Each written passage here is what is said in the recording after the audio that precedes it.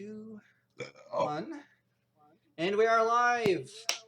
So, hello, ladies and gentlemen. Welcome to another session of Broken Earth. I am your host, Warren. These are my wonderful players. Brandon will be hopping in, hopefully, later on. But yes, let's get this party started with the Dice of Destiny to see who is going to tell us what happened last session. Oh, God. Almost dropped my dice. So, yes. Let us... that's number 1, so it's Baker. So, Marty, what happened last session? Forgot to pull my mic down, and my camera's too far over. There we go. Okay, so we were out patrolling. We came across a sabotaged bridge. We went around the bridge to a town that we were already headed to with the convoy. We found a bunch of bandits. There was a sniper fight. We killed a whole bunch of people. And then as we're trying to negotiate the release of somebody who's been captured, it's not going anywhere. It's stalemated. And I pulled out the clutch and fired a bullet over 3 different people and clapped this guy. Indeed, you did. And it was quite glorious. It was. I rode that. I've ridden that high for the last week now. It's a good day. All right. So, we ready to play, boys? I'm just sorting my dice out here. Yeah. So, It is time to go. Hell yeah, let's go. So, Yeah. the report of Marty's rifle, the guy that he shot never heard it, of course. He was dead before he hit the ground. But with that crack, whiz, and explosion of dude's brains, the rest of the bandits, they throw down their weapons. And they throw their hands up and say, we surrender. Boom! Headshot! Yeah. So, yeah, they throw their weapons down. They raise their hands and say, don't fucking shoot. We're done. We're not going to fight anymore. What do you guys do? I mean, we could just kill them anyway. I think that is for the war chief to decide. Yeah, So you hear me yell from the back, tie him up. Yep. Okay, Oh, yeah. so we have I was Marty gonna say we saying could use time more up. labor. We could always use more labor. Okay. Who is going to secure the barmaid? So I was standing in the doorway when all that went on, so I would say that my first reaction would have been to run forward. As soon as I saw that they were dropping their weapons, I would have run forward and grabbed the woman and held her, brought her down to the ground, gave her some water. Yeah, she, as you're coming up to her, she's trying to go for the door. She wants to get out of here. And she's trying to hold her shirt up as well. And she's trying to rearrange her clothes the best as she can. Her shirt's ripped.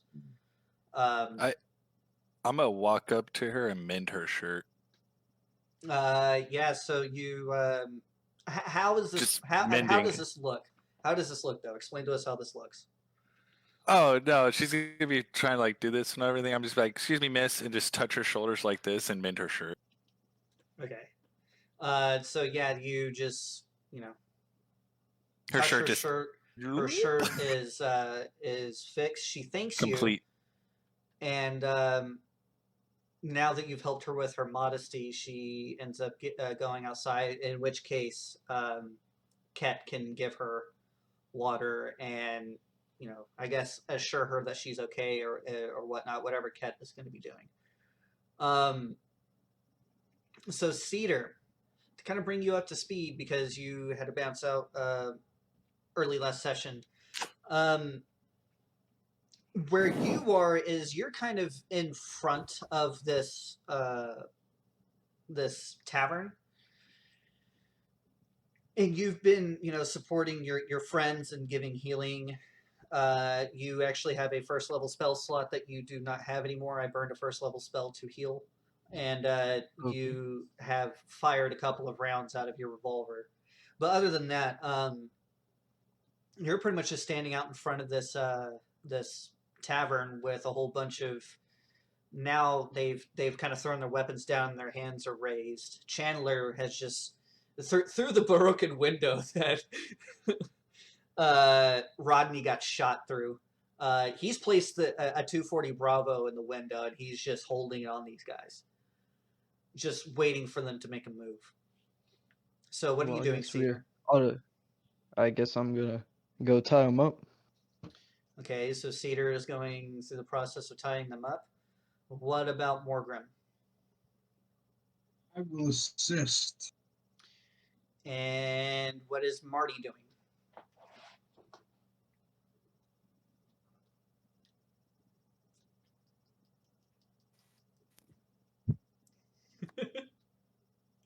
Oops.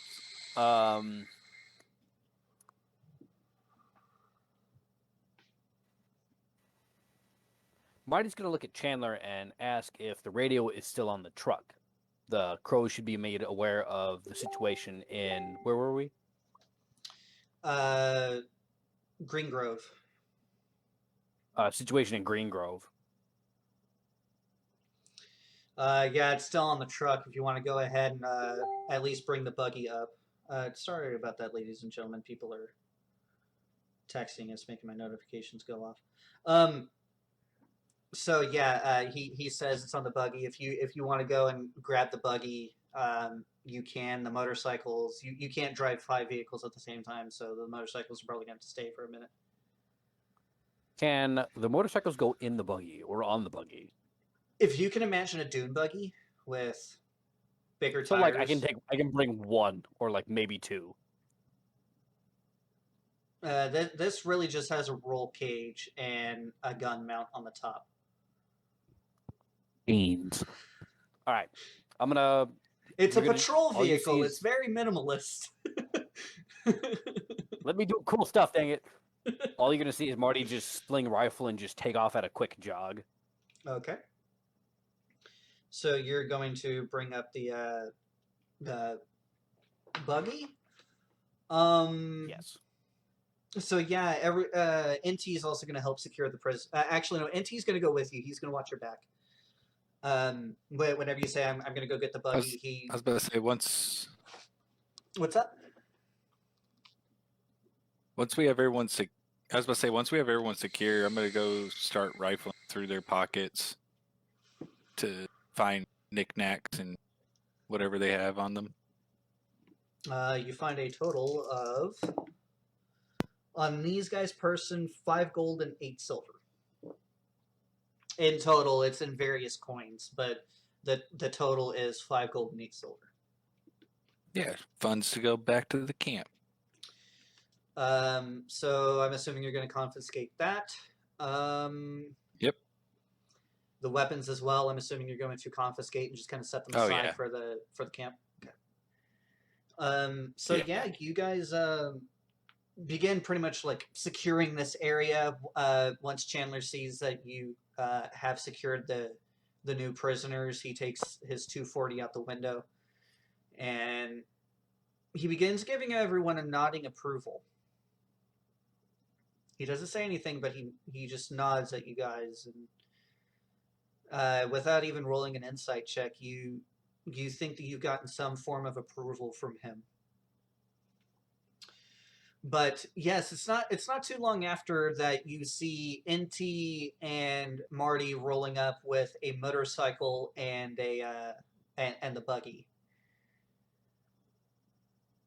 So yeah, this is you, Marty. Take it away.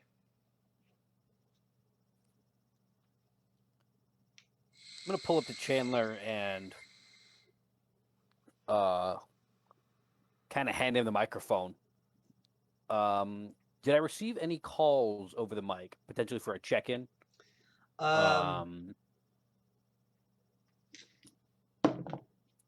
Yeah, actually.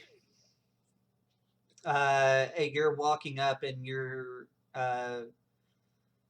call sign is Patrol 1, Patrol 1, Patrol 1, this is Mothership, come in. And you're hearing that over and over as you're coming up.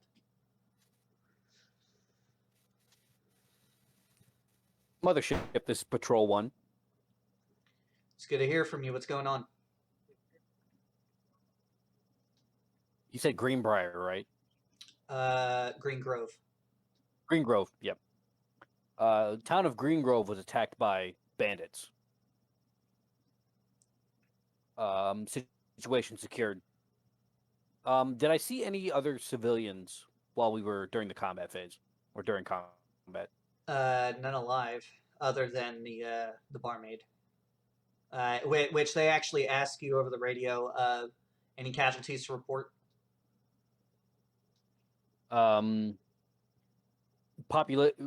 Population decimated. One survivor found at the moment. Any casualties on our side? No, minimal wounded. Well, that's good to hear, Patrol 1. This doesn't sound like Chandler. Who is this?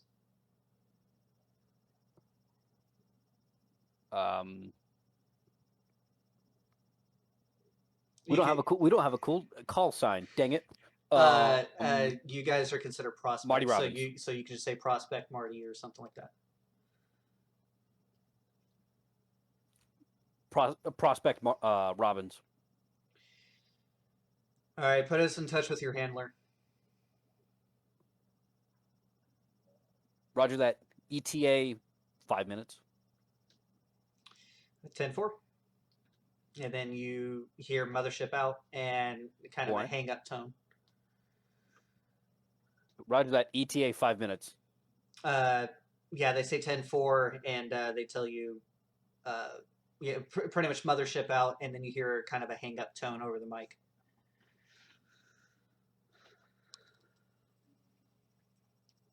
And then we roll back to Chandler, and I hand him the microphone and say, Mothership checked in.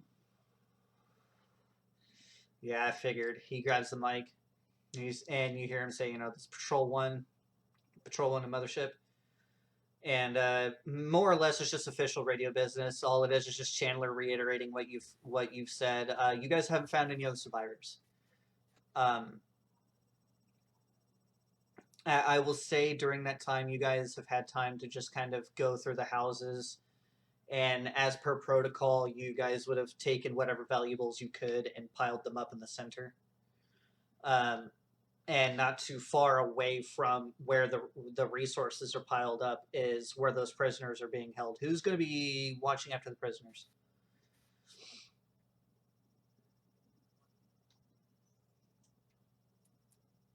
Anybody watching after the prisoners? I can.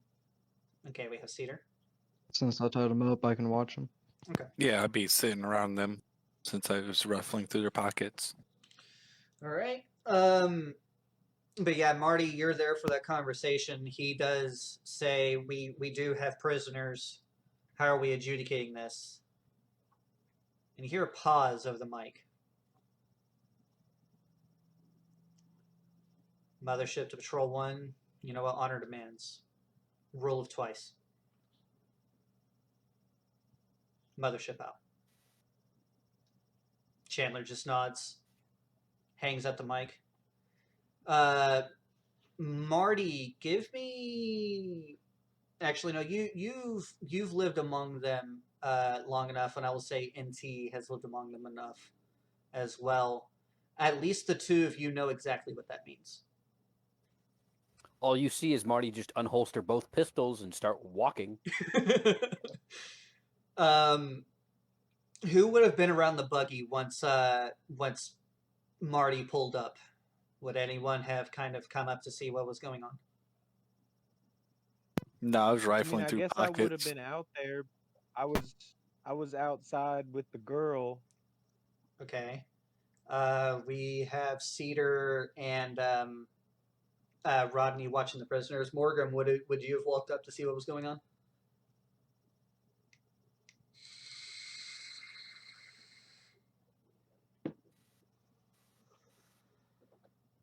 Morgan. You hear me? Now I said, yeah. Oh, you would have? Okay. So I need Morgrim and Ket to give me a history check. Because you two are technically outsiders according to your backstory.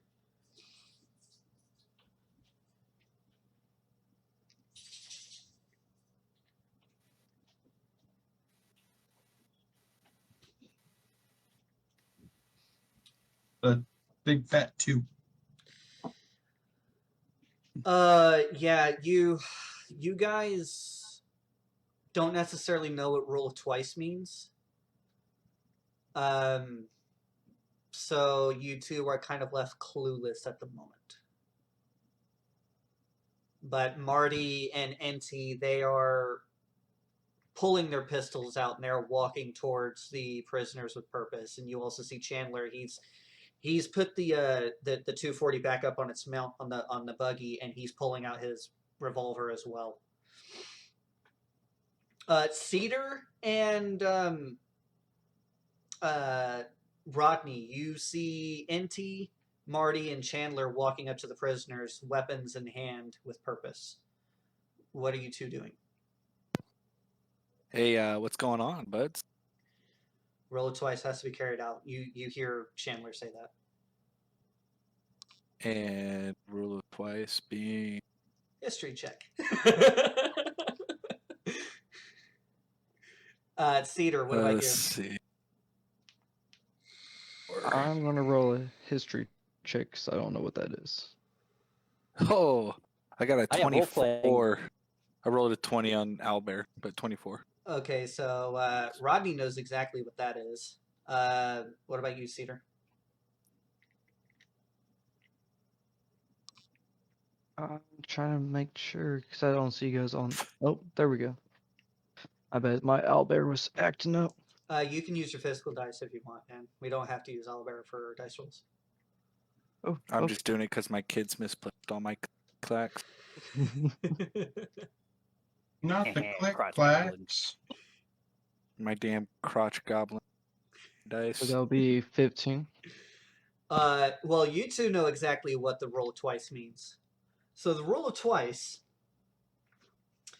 is more or less a rule that is a promise on bounding of honor that the crows share with their, I mean, you could call them vassals, tributaries, whatever you think is pertinent. That because the crows can't be everywhere at once, if indeed anybody under their charge is attacked and things are taken away from them, the crows will reimburse to the best of their ability twice over what was taken, to include life. Honor demands that these prisoners be put to death. Say less. I have role playing to do. Yay! Hey, I was about to say. Now that he understands rule of two, the current guy that Rodney is rifling through his pockets, Rodney's just gonna remove his revolver and be like, "Have a good day, sir." So yeah, Goodbye. Cedar, what Quack. are you doing? Well, I'm gonna be taking out my, where is it? My knife, my hunting knife, and I'm gonna go through and start slitting throats. Yeah, there are like I believe the number was almost 10, so I would say nine prisoners that you guys have taken. So you guys are just summarily executing them. Oh yeah, and I'm Can I being do all some- can I polite do about some- it too. Can I do some role playing? Yes, you may, Marty. Yay! So I'm gonna walk up to the first guy in whatever line, or the guy on the other end from the other guys, Mhm. and I'm gonna ask him, "Do you regret what you did?" Upon seeing one of his friends immediately get his head blown off by Rodney, he is nodding profusely and saying yes. Okay, I am going to shoot him in the face. I'm gonna walk to the next. I'm gonna walk to the next guy. Do you regret what you did? I think I know where this is going. I'll give a roll for that last guy. Ket and Morgan, what are you guys doing? He does not. Just watching. Oh, you're just watching? Okay. Mhm. Ket, what are you doing? when I saw, I didn't really understand what was going on, but when I saw the guys walk off with their guns drawn, I would tell the girl, "Look, stay here, right here. I'll be right back," uh, and I'll follow them. So I'd be watching, and when I see that they're executing or whatever, I would step up and whatever guy was nearest to me and just put my gun to his forehead and pull the trigger. You're going to be partaking in the very, very dark festivities, I see. Okay. But to answer your question, Marty, that the last guy that you went up to, he did not regret a fucking thing. He actually spit in your face. If there is I'm anything. gonna shoot him in the gut. Ooh. So yeah, he's writhing on the ground in pain. But yeah, you guys put these guys to death. The woman, Ket, whenever you turn around, give me an insight check.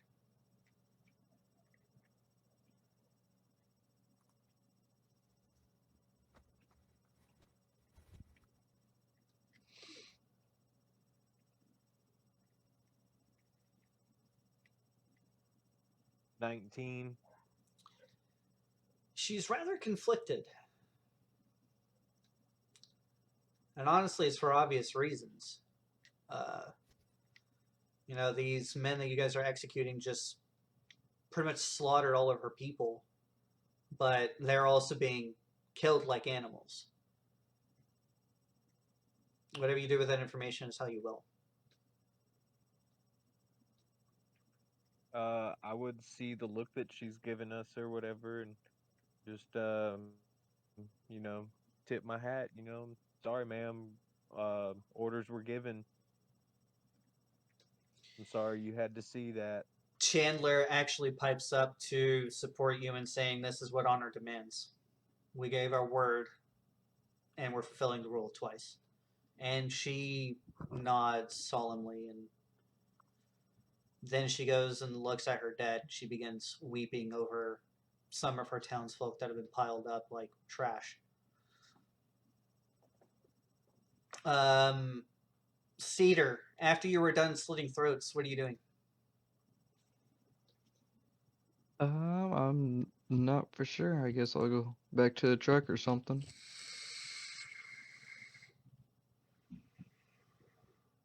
Okay, Morgan.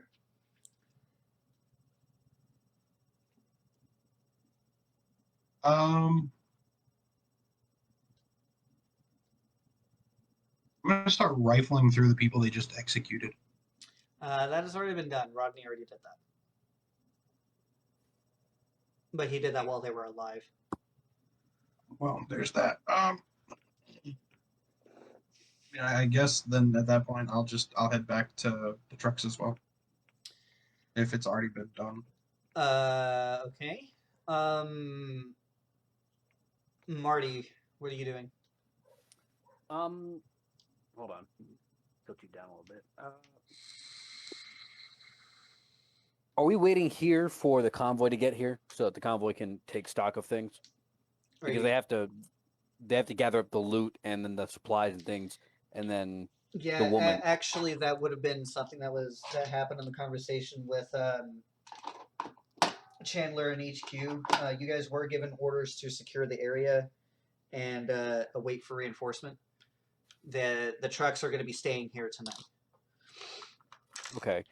Is there a shovel on the buggy? Potentially some kind of recovery gear in case it gets stuck? Yeah. Yeah, I would imagine so. I'm going to just walk over to the buggy, grab the shovel, and then go like kind of behind the town on the opposite side of where the crosses are, and just start digging a hole. Is this hole for the prisoners or is this hole for the townsfolk? The hole is for the townsfolk. The prisoners can rot. I don't care. Well, that's good. In doing that, you will receive something later, probably. Take that how you will. Rodney, what are you doing? I'm actually Chandler, are we staying here for much longer? Yeah, actually, we're securing the area. The main party is going to be bunking here tonight. I'm thinking what would be best is if we try to ease the sorrows of the lady here and begin burying her dead. We do need someone to burn these bodies, though. And he just kind of points his revolver at the prisoners you guys just executed. Fair enough. Yeah. So I'm going to go find a nice spot to pile them and start casting fire. Some All nice right. wood with those crosses that are up there. It's at this point that at the tavern is really beginning to catch light, and you're starting to see some black smoke come out of the tavern. Oh wait, that's even better. I Compliments of don't even have to Rodney. start. I don't even have to start a fire. Just yeet the bodies in the. Exactly. Hey, who wants to help me carry some bodies over to this burning building? Let's go. Let's go. Let's get it on. That's the plan now. I'm gonna start dragging bodies to the I burning shall tavern. return their bodies to Apollo. All right, so Cedar and Rodney are disposing of the trash. Ket, what are you doing? I would try to get the girl out of there. Maybe take her back to the truck. Uh, maybe get her some better clothes or anything. Whatever. Let the medics take a look at her. Um, and on the way through the town to the truck, I would want to make sure I walked by the pile of stuff that we gathered from throughout the town. What kind of stuff would I see in that pile? Um, there are food supplies, which would probably be the most valuable things, other than some fuel that you guys have found. Um, the amount of fuel, of course, wouldn't hold a candle to the tanks that are on currently on the trucks as of right now that fuel the main party, but whatever little bit of fuel helps. Um, you do have, I would say, about 10 jerry cans in total for this entire town of gasoline, no diesel. There are some clothes, some odds and ends. You guys have piled weapons in this area, but the weapons they seem to be in kind of rough shape. Let's see. Are you looking for anything in specific?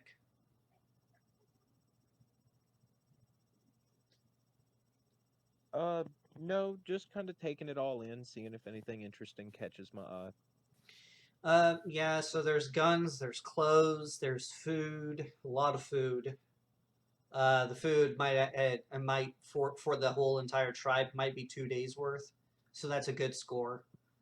Um, Fuel, of course, is meager, but every drop helps. Um, yeah, it's just what you would imagine a small village would have. There are some trinkets and whatnot.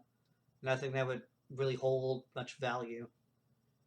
The artificers would definitely probably be able to All right. scrap something together, like the engineers might be able to scrap something together as far as like parts or what have you. But other than that, not so much. Okay, so yeah, I would just be passing through. That would be enough for just me looking as I'm walking, trying not to be conspicuous or whatever, trying to comfort this girl. I'm gonna ask her name. Her name, she introduces herself. Her name is Riley. Riley. Well, all right. So, it's nice to meet you, Miss Riley. I am Ket, and I will make sure you're taken care of. She actually gives you a hug and she says thank you, but considering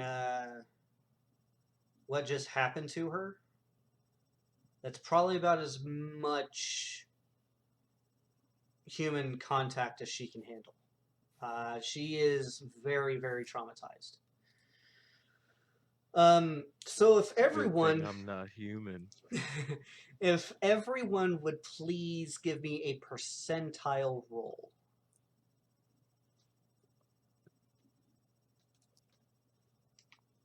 23. 20. 80. I have 23. I have 80.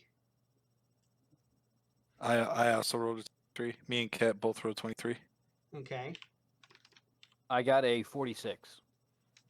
Which one is that again? The A percentile? D100. So it for 100. you it would be the 2d10, the one with the double numbers and the one with the single numbers. Okay. So I got 61. 6 1. All right, now I gotta do some math. Got to do some meth. It'd be like that.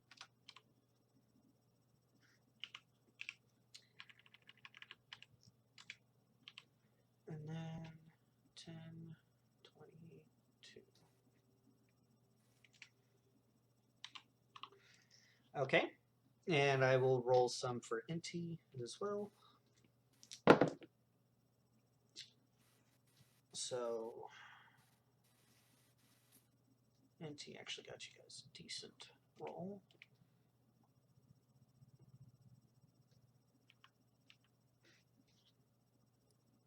And all right. So yeah, we have Marty. He is digging graves. We have Cedar and Rodney disposing of the trash. We have Ket kind of looking after Riley, the barmaid. Morgan, what are you doing? I'm gonna hold because there's not. I don't think there's really too much going on right now. So, I guess I'm just inspecting our vehicles, making sure everything's still okay. Yeah, the vehicles seem to be in running order. Are you kind of gonna go with NT to go grab the rest of the motorcycles and shit? Yeah. Okay. So yeah, you and NT bring the rest of the vehicles over. And yeah, Marty, you're working on your third grave that you're digging. It's going to be a bit of work to dig graves because, you know, there's like 20, 30 people that you're digging graves for. But because of that, I'm going to award you with inspiration. So yes, you guys, once the trash is disposed of, Rodney and Cedar, what are you guys doing? Someone mentioned the guns being in rough shape. I'm gonna go over to the pile of weapons that we've collected and then start repairing them one at a time. It's not that they're in rough shape. It's more or less like, you know, there's rust pitting on bolts. Just general, not really taking care of weapons. Really dirty. It's nothing that it's not that they're Oh, okay. broke, but it's that they're kind of in rough shape. Oh, They'll still fire, but in that case, just out of curiosity, I'm gonna begin casting. I'm gonna periodically walk around the town, cast detect magic as a ritual. are you looking for anything specific?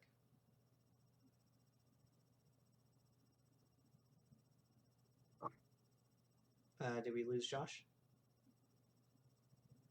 Oh no, there he is. Are you looking for anything specific?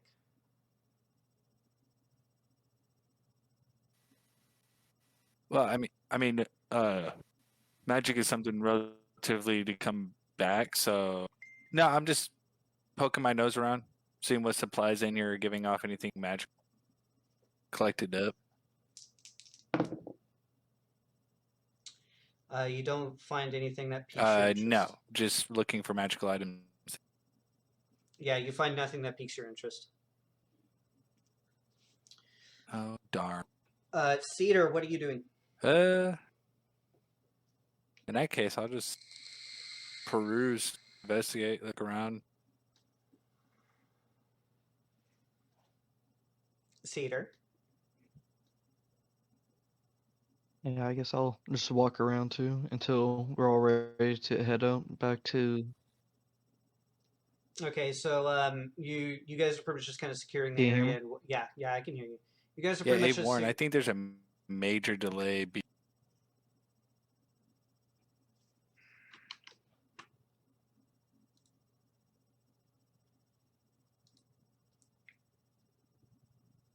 Oh noes. Oh noes.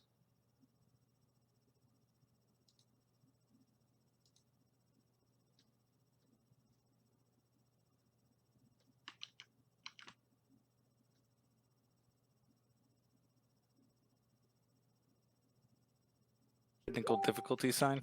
There we go. well, Now should we're make- back. My hello my there. internet decided to take a big Oh shit. no, are Oh, we gonna lose no. him again? Can you guys not hear me? Think it's still shitting. Oh no, wait. I'm No, in we Hello? can hear you. We hear It's you. there. Okay. All right. Sorry about that. My internet kind of took a big shit. So you guys are pretty much securing the area. Marty is working on digging some graves.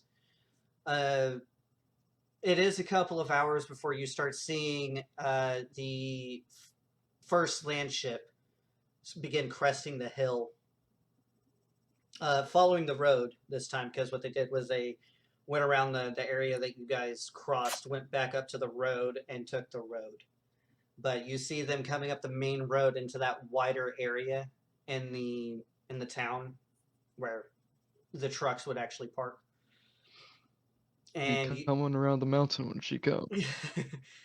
indeed.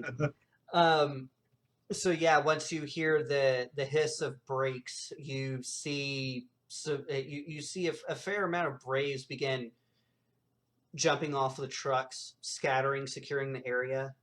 Chandler goes directly up to. Fuck, what did I name him?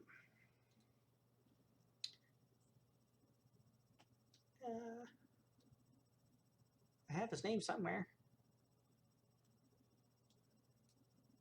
There he is. Chief Christopher Oldbear. So he goes up to Chief Chris and he kind of does a couple of taps on his chest, and he reports that nothing else really happened while you guys have been here.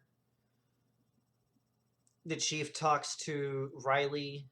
Riley is very concerned about wanting to bury her people, and the chief sends people out towards Marty to go bury bodies.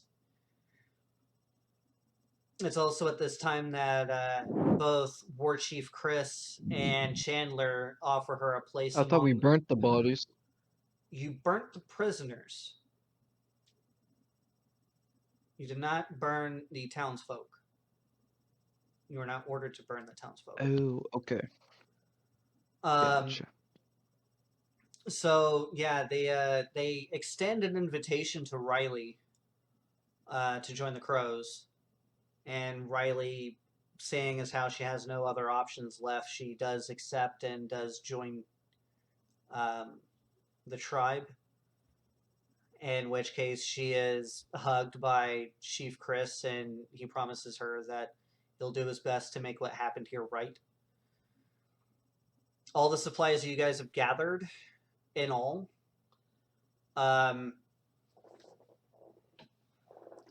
they are taken into the tribe, and you see Chris and the war chief kind of speak amongst themselves, and the war chief hands Chris a bag, in which case he will come up to the nearest person, which Marty is not here. He'll come up to the nearest person, which is Ket, and he tosses you a bag. It says, split this amongst you guys. You guys earned it. What is in that bag is 43 gold. I'll take away that 1 silver and just give you another gold for it. So 43 gold.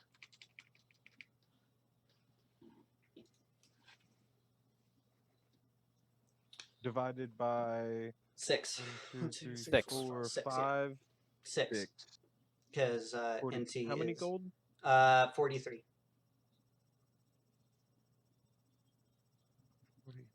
That's 7 pieces of gold, roughly. 7166667. Yeah. So yes, you guys are rewarded with that. Marty, you are relieved. You have now began digging your 6th grave whenever you were relieved. And I think your aching arms are thanking you for putting down a shovel and letting others carry on the good work. It is also at that point, once you guys have actually gathered up. Oh my god, my internet. Okay.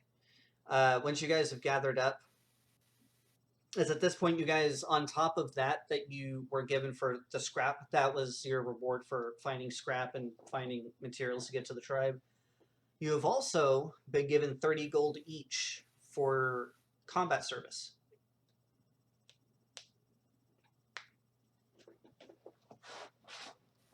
For you guys taking this town back. And that is given to you guys directly directly from the war chief.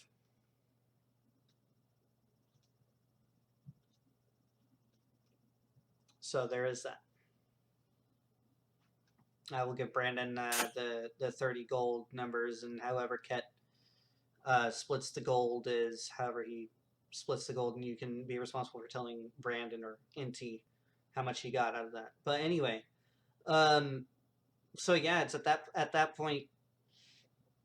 Once the area has been secured, you see the trucks. Well, you hear the air brakes being disengaged on the trucks, and they begin driving, and they make a loop back around, passing pretty much by the gravesite, coming back over to the road.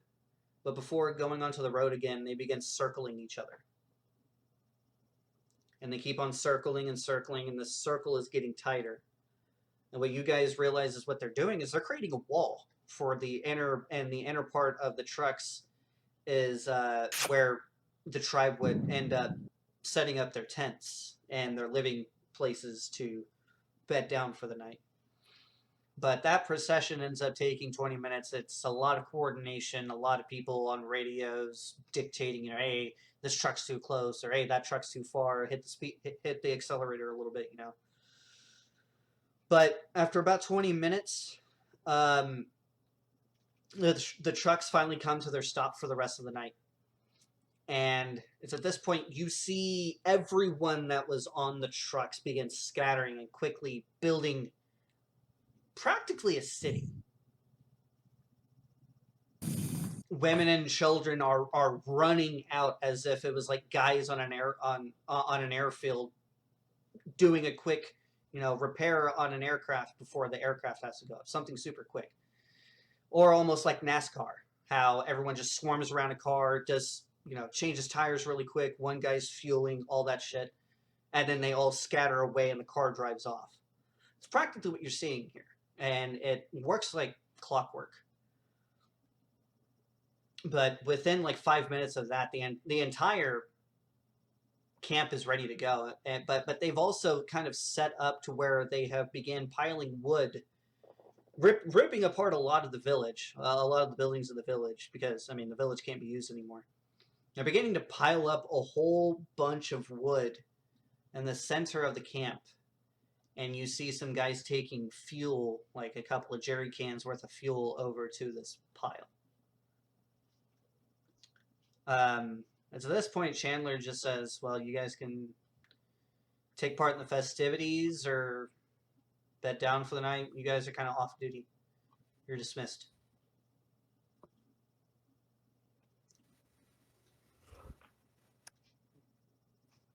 So this I am isn't going good. to. Yeah, Marty. I am going to go to my family's tent or whatever it's called,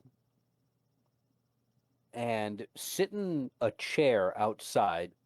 So in the fresh air where the festivities, I'm like a part of the festivities. I'm just not physically in there, and I'm going to tinker with what appears to be a firearm receiver. Yeah, so you pulled out your tinker's tools. You have just really what it is an old receiver, but you're beginning to kind of tinker with springs and whatnot. You do, however, because NT just kind of comes over and he hangs out with you, you do see your stepfather. He steps out and he is dressed, I mean, one could say as a stereotypical Indian. He's wearing a loincloth. His chest is painted. His back is painted. He has paint on his face. He's wearing not necessarily a very resplendent headdress, but he is wearing a headdress with tassels of old coins and other scraps tied into his hair. And he's beginning to make his way towards the fire.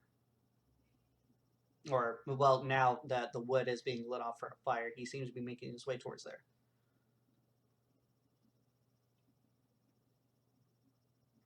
Food for thought. Rodney, what are you doing? Be the kid that I am.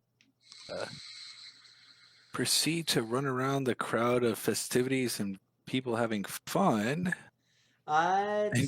It's called festivities, but you do get a solemn atmosphere. Yeah, no, still gonna do it. I'm gonna touch random objects along people's like belt, like on their belts, or if they have like something hanging off.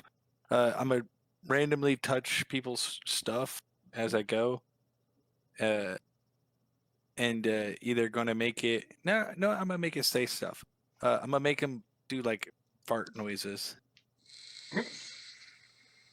Like I'm just gonna run past people, magical tinkering, beep, beep. So every fourth or every fifth one, though, the very first one I touch is going to turn off. Yeah, people are not necessarily liking what is going on. And you actually hear, have you no respect for the dead? Oh, Ooh, got him. Really? trying to lighten the mood. My apologies.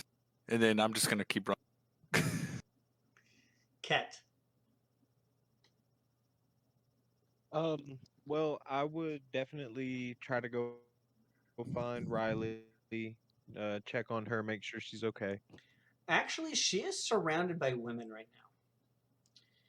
And the women, they are swarming her with various bits of what one could say savagery.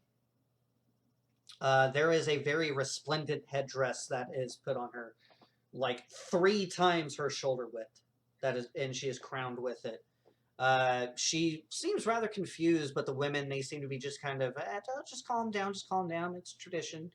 It's show of respect, and you see that they are painting her face. They're actually painting a skull on her face. They Wow. have So also I would actually derobed. see Well, that. well, they have also derobed her, and they are now putting her in a rainbow ish type dress with various different colors. There's reds, there's blues, there's greens, there's browns. Some orange is thrown in the mix. It seems to be very ceremonial. So now you can say what you're saying. So I would start walking up, and I would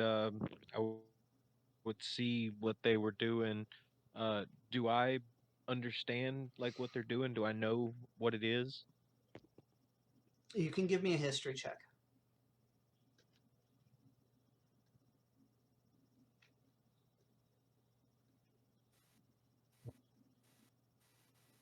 Can You have seen this ceremonial dress before,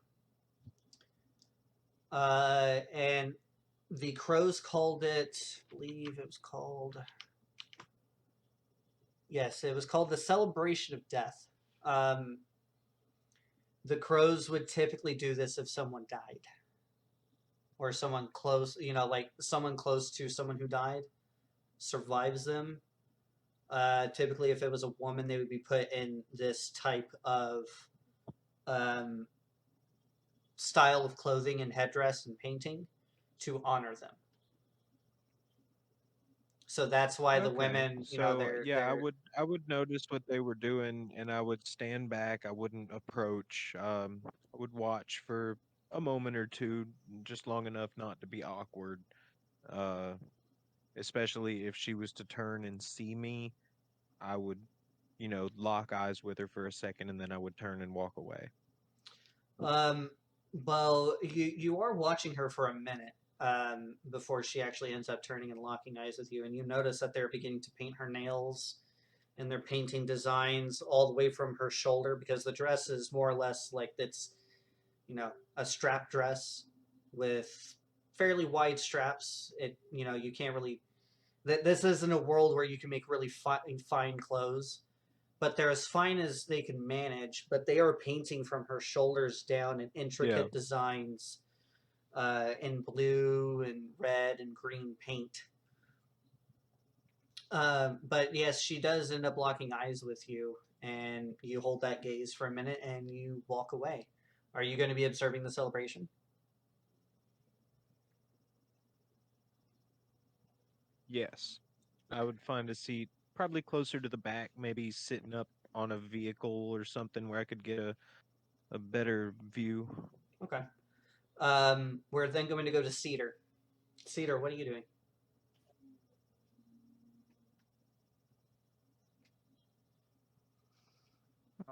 I guess I'll go over to the bonfire, make a quick prayer. That's pretty much let Apollo's light guide them to the afterlife. And yeah, and then sit back and watch the festivities. All right. Morgrim. I am going to be eating. I will enjoy the festivities, eat, and make merry. Yeah, the atmosphere again is more or less of solemnness right now. Well, I'm doing things differently then. Yeah. I'm going to walk away and be merry because I killed the men who twisted my gods. Sign. Yes. So you do see that the men and women of the tribe have separated themselves. The women are set aside, dressed in relatively the same regalia as Riley, but not as resplendent.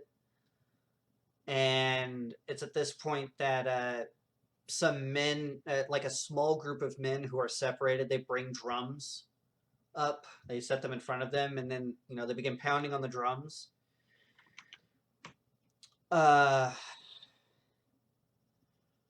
You hear a lot of wailing and crying from the women, and you hear nothing but the sounds of drums and women crying and wailing and screeching, more or less like sorrowfully. Before you also then, after about 5 minutes of this, as they're doing this, most of the men of the tribe who are also relatively dressed up in the same way, but except of dresses, they're more or less in loincloths and painted head to toe. They're beginning to dance rhythmically around the fire. And what you could imagine would be, like an Indian dance, something that you'd probably see at a powwow.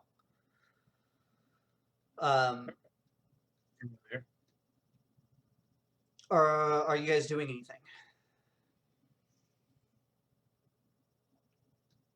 I was about to say at this point, yeah, I was about to say at this point, Rodney's gonna go find a nice perch to sit on and stop being a fool. Yeah, and I guess I'll I'm go going to take a go. long rest. Okay, so you're just gonna kind of chill. Marty. I'm gonna go find my stepfather. I saw him in all his regalia. How often do I see him in this regalia? I'm guessing not often. Every time there's an official dance. And he is dancing right now. You gave Help check him and you walk were away. confusing. No, I'm gonna stand about and see if he's gonna come talk to me. he probably won't be talking for a while. The dance typically goes on for like 20 minutes straight. No stopping, no breaks. Oh, then I'm just gonna get some food, walk off, and go to Mhm. sleep. It's getting late. But if you do want him to catch up with you, you're more than welcome to just kind of stick around. It's just hitting nightfall. It is not getting late at all. Oh. Yeah. Oh, then I'm gonna stick around for a little bit and just kind of. Observe what's going on. Okay. Ket. Yes.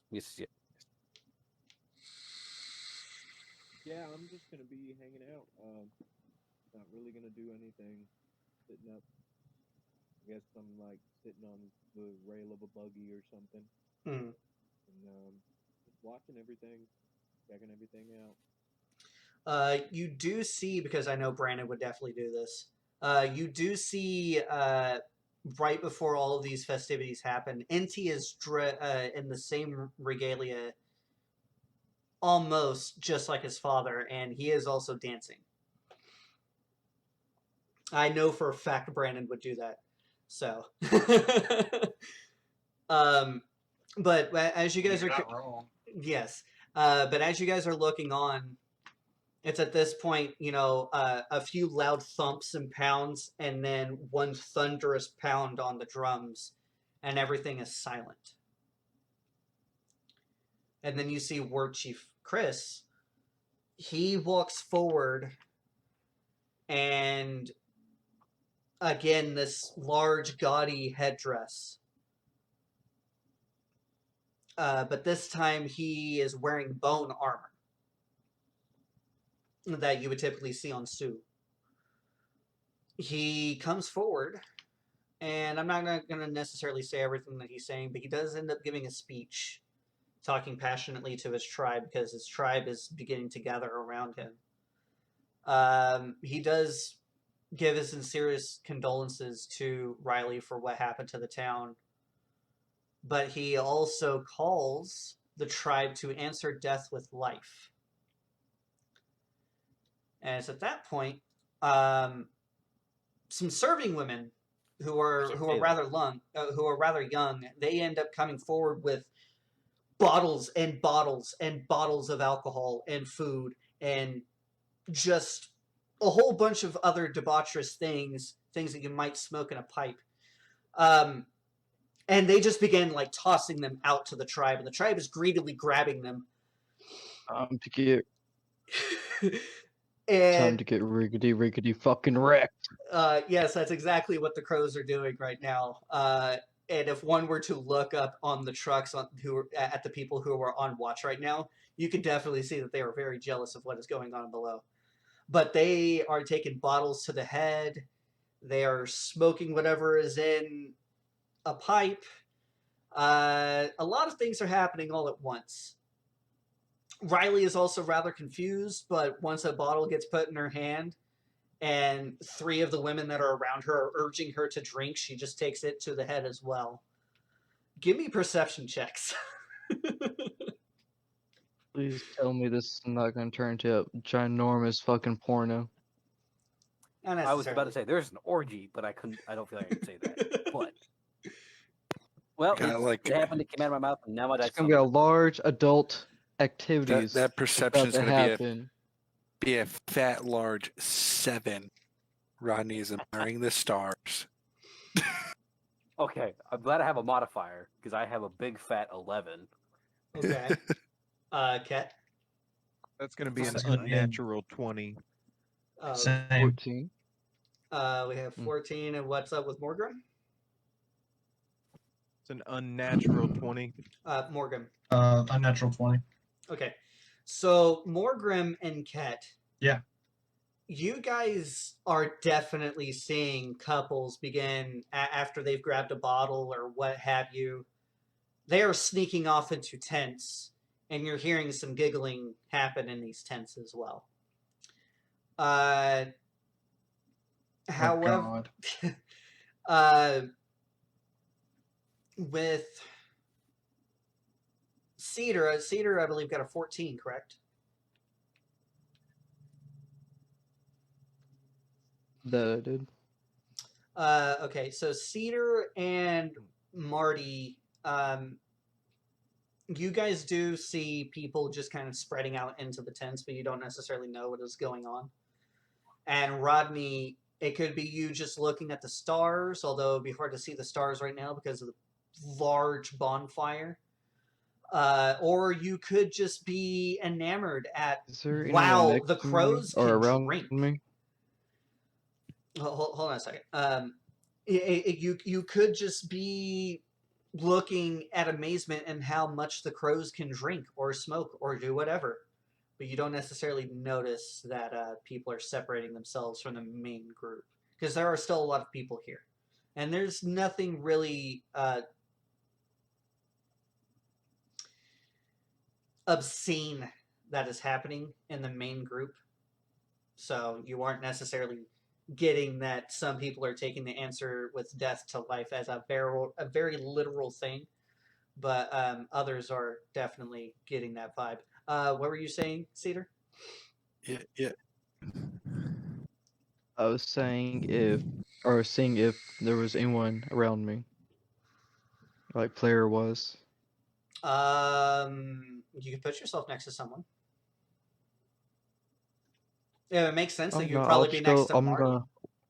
since you guys got the same, well, relatively Marty same. is just standing around. Well, is he within at least talking distance or yelling? Sure.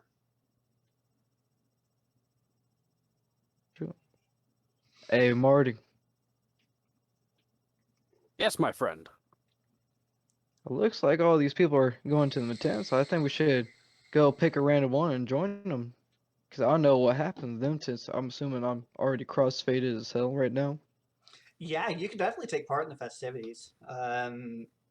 If you are going to be taking part in the festivities, though, go ahead and give me a Constitution save.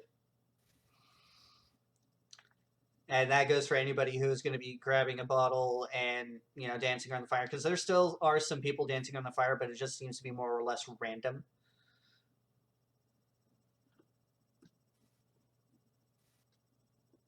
Okay, so make a Constitution save. Yes. Saving throw. Yep.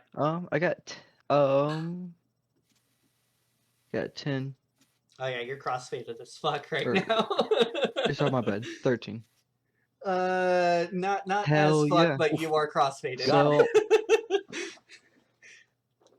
so I'm gonna look at Marty here. Well, if you don't want to join or go out to these tents, I'm gonna go be right back. I'm gonna go spread the love of Apollo.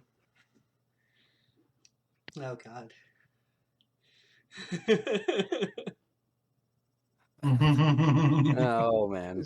I mean, I did some research and I found out Apollo had a lot of affairs. So I mean, I They might as all well go did. spread the love of Apollo. They literally all did. Yeah. What do you have to say to that, Marty? I'm just gonna kind of give him a 2-finger salute. Have fun, friend. Marty is not much of a partier, but you see Marty just kind of cruise about. He has not a bottle but a glass that he procured somewhere, It's probably not that hard to procure. and he's just kind of just sipping away. Drinking. I don't know if it's a fine Scotch or a shitty one, but it's out of a red Solo cup, and that's good enough for you, I guess. That's insulting to the Scotch. Hey man, it's post-apocalyptic. You gotta take what you can get. At least it's not like a broken teacup. Rodney, you notice Almost be better. you notice that a couple of engineers they're trying to get some contraption to work, but they're kind of cursing under their breath.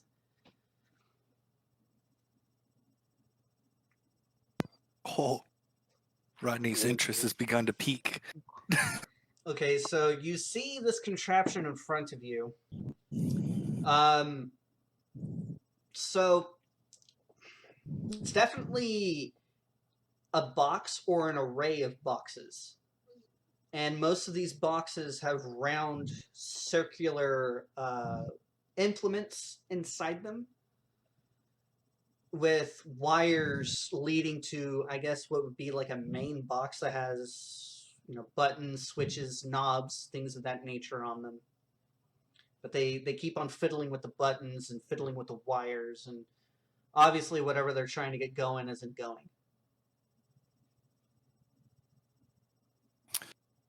Rodney is going to begin, he's going to wiggle his way in. Excuse me, guys. And then he's going to look at every wire from one end to the other for any breaks. Well, you notice that inside, the most of the boxes, where most of the boxes would be these round circular implements. Upon further inspection, you see another circular object inside of it. It seems to be bound together by some type of wire or cloth mesh. Some of these are penetrated. You do see a couple of broken wires. Well, Rodney's going to go to work and start repairing what he can, making it look like he's repairing it with tools, but he's actually using mending to hold. Okay, so you are mending a lot of things. You're just kind of, it's still going to function as mending, but you're kind of baling wire and patching things together, wrapping tape around things. Yeah, so it's at that point that you realize that this thing does not have some sort of power source. Oh, no. Is there a generator close to me? Yeah, the trucks. Nearby that's running at the moment? Oh, the trucks? Okay, cool. Yeah, I'm going to grab the contraption and just walk over to the truck where there's a battery. So you hook one side, nothing happens, but the second you touch the other side, sound is just filled everywhere. Something about a big iron on a hip. Hell yeah, we got some speakers. Got It startles jukebox. you for Let's a go. second. It startles you for a second, which breaks connection. But once you realize you finally got it working, you are able to start the connection. And yes, there's something. And as you are listening to whatever is being played, it's something about an Arizona Ranger killing an outlaw. There we go. This is like a vibe too. I'm going to start pushing buttons, turning knobs, seeing what happens. You then push button, turn knob. Give me a percentile roll.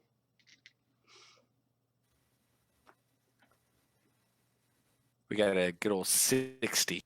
Joke's on you, it turns to WAP. I'm hoping for like death metal at this point. You hear some piano things playing. And you're about to change it again whenever you hear "When I Was a Young Boy." Oh, Stan. So obviously, these people, they've found some things of the old world that you are officially tinkering with right now. Yeah. At this point, Rodney is now going to claim it as his, and everyone else can back the fuck off. Well, the other engineers, the reason why alone. the other engineers, the reason why they weren't able to figure it out is as you were working on these things, the smell of whiskey and booze is heavy on their breath. And them boys are intoxicated. Just a wee bit. But once you get it working, hey, good job. They slap you up the side of the head, meaning to give you just a love tap, but they're kind of hitting you. Boys, you're gonna break the smart one. Stop breaking the merchandise. Yes. So now we're going to go to Ket.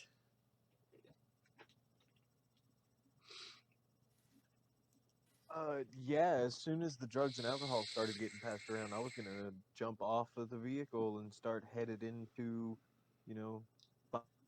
find the nearest pipe, find the nearest bottle, and start walking around, enjoying myself. For the record, that was a 19 on the Constitution saving throw. Awesome. My man is ahead of the game. Yeah, so you're able to hold your liquor. You were feeling rather good. Let's see. We already went to Cedar. We're going to go to Morgrim now. Morgrim. The smell in the air is rather thick with Morgrim. what you could mistake as body odor or possibly a skunk. Ew. Nasty fuckers. Oh. So what are you doing, Morgrim? I don't see how that's so funny. Where the fuck is the smell coming from? You think it's coming from the smoke that people are exhaling.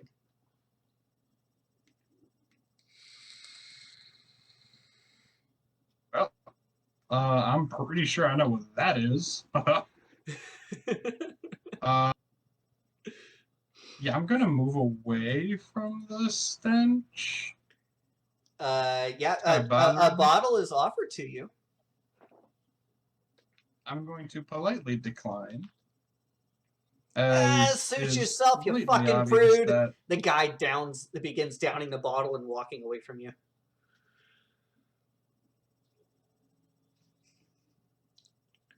you know what? I'm gonna let him live. You get to live today. Whatever the fuck you are, your name is. They are obviously intoxicated. Just see Morgan cracking his knuckles. All right, I guess tonight's the night bitches die. But are you doing anything as far as partaking in celebration? There is a lot of hedonism happening. Not. Yeah, I'm gonna move away from the hedonism. Thank you. No hedonism for this Christian boy. I have the power of God and anime Not on my even a no side. thank you thing. An anime on my side. What were you saying, Ket? Oh my god. What were you saying, Ket? I said, he said no hedonism for this Christian boy. I said, not even a no thank you helping. Not even a no thank you helping.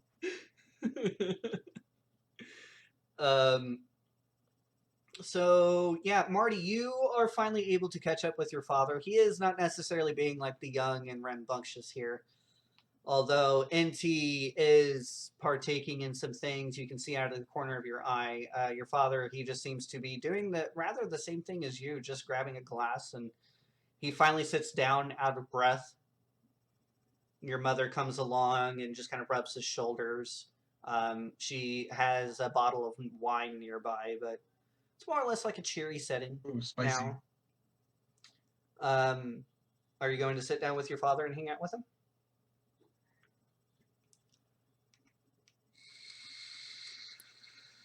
Dad? Shut up. Dad. Yes, I'm going to sit down next to my dad, and I'm going to pull out the receiver and ask him if he potentially found any parts for my pet project. Your dad, although he is kind of taking it easy, you can definitely smell that he's done quite a few shots before going, taking it easy. He, hand it here. He offers his hand. I'm going to hand it to him. So I am going to kind of take liberty on this. You don't have a cylinder to this receiver. You don't have a That's hammer. fine. I'm assuming I don't have. Okay. You don't have a cylinder, a hammer, a barrel, and the handle is cracked and broken. But there is remnants of a trigger group that you've been tweaking with. That is there. You've kind of polished the trigger group as much as you could. We can. But he looks at it and he says, "Oh, that's a 44 Magnum. I don't have any parts on that." Ah, nuts. I bet you it was a nice gun back in its day. You can see here on the stamps it was. You see that Springfield Armory stamp right there? Yeah, boy. Your dad is just inundating you with gun knowledge that not even you really took the time to make notes of, and is just explaining a whole bunch of history things, talking himself into circles. He's rather drunk, but in the end all be all of things, he doesn't have the parts that you require. Thanks for nothing, Dad. I hate you, Dad. I wish I was never born.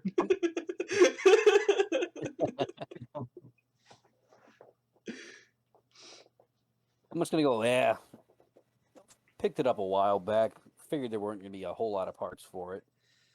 They're I'll rare, keep but if poking you around. can find them, that'll be one nasty weapon you'll have. I think I'm gonna call it the Big Iron. That song kind of got me thinking. Oh yeah. As a matter of fact, if I remember right, the singer of that song is kind of your namesake, I do believe. You don't say. I do say. Well, He says he Might kind have of to. raises the glass at you. Some of the liquor spills out, and he takes a couple of gulps out of it.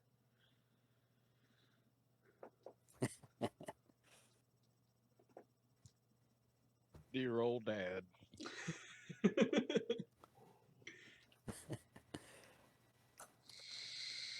I think my other parents would have liked you. You've taught me far too much. I don't think I taught you near enough. He says, just kind of lounging back in his chair. Your mom has now come around, and she's come up to you, and she's giving you a hug and a kiss on the head, and asks you how your patrol went. She also remarks on how you're kind of her more behaved son, as she looks over at NT, who is now chugging a bottle.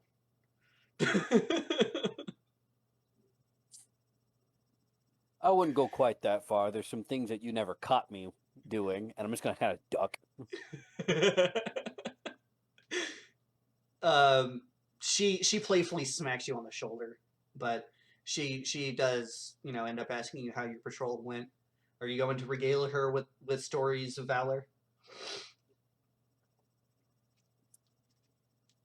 I'm gonna regale them with the tale of the expert shooting I did. Your and father, attribute the accuracy to Dad. Your father, while he is flattered, he has come to expect it of you. Your mother, on the other hand, you're not sure if she's just patronizing you or if she is really proud of you, but she does say bravo to your story and congratulates you on your shot. Mom is always there. Too bad for that woman. She had to witness the rule of two. Well, Too bad for Riley. She had to witness the rule of two. Yeah, she's a sweetheart. But it is what honor demands.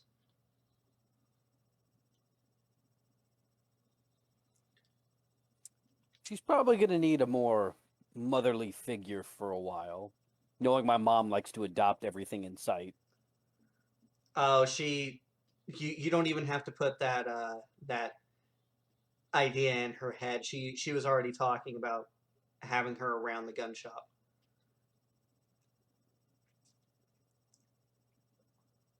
A little more beauty from this old fart might win us some more sales.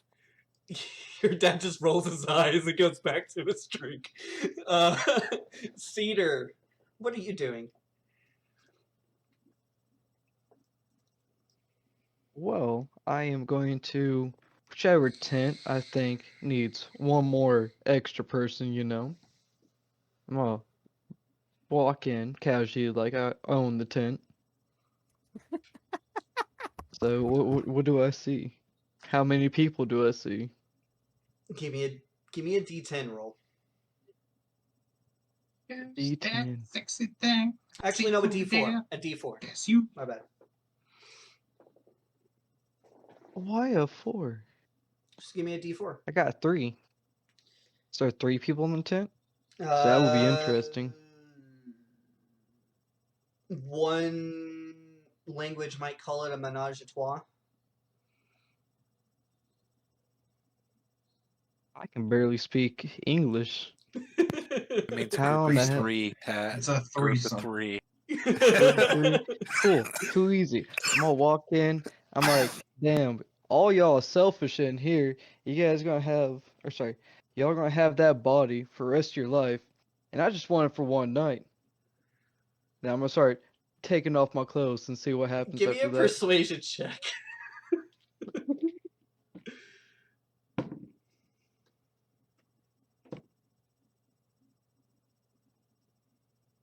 Yeah, so that doesn't work. I rolled a 4. Yeah, they tell you to get the fuck out of the tent. They rolled an 18. Okay, well, I'm not gonna put my clothes back on, and I'm just gonna walk into another tent. Yeah. So you keep on barging into tents. People are telling you to get out, but you do end up finding a tent with a lone woman who is reading a book. She has some glasses on, looks more or less like a librarian type. But alas, you figure out that the nerdy ones are the freaks in the sheets. We'll just leave it at that and leave you alone.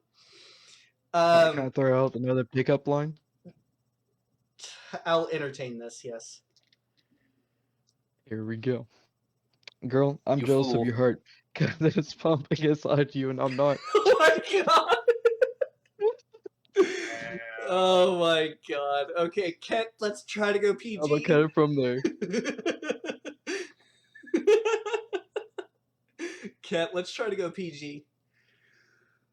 Okay, my bad. As soon as he stops laughing.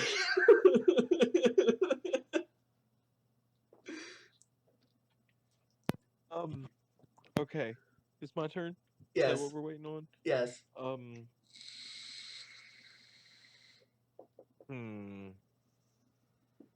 I don't know. I mean, I'm smoking and drinking and walking around. Do I happen to catch any of Marty's conversation with his dad about that gun?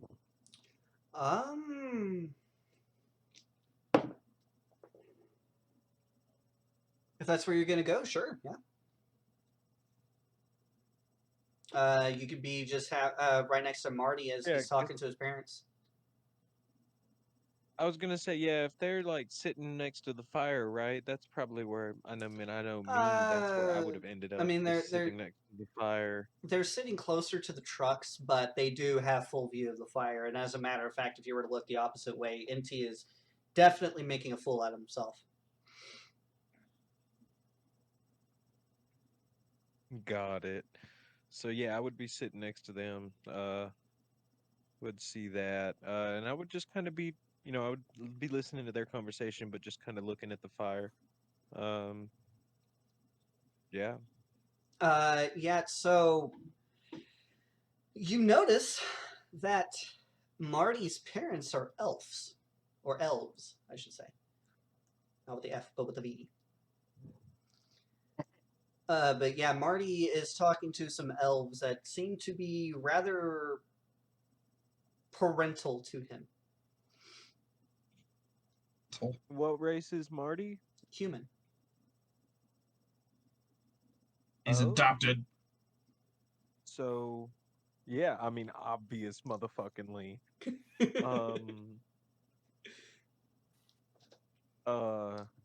Would I have had prior knowledge of that? Like, would we have known that before, or would this be like catching me off guard at this point? I'm going to say that you are relatively new to the camp. And you're not necessarily caught off guard, but you also don't necessarily know that Marty has elves for parents.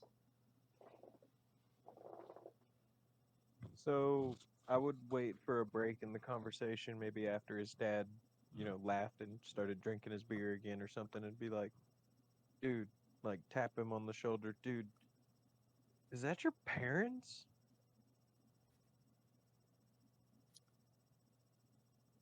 My birth mom and dad they caught that plague that went around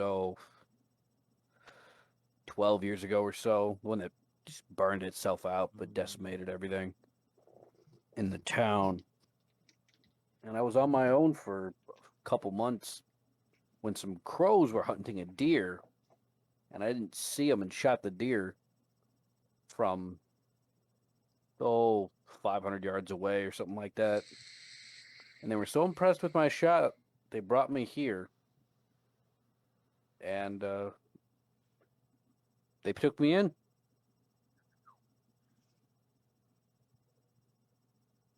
Gonna kind of look at you deadpan and just be like, "So that's your parents." That's them. Yes, in not so many words. Yeah.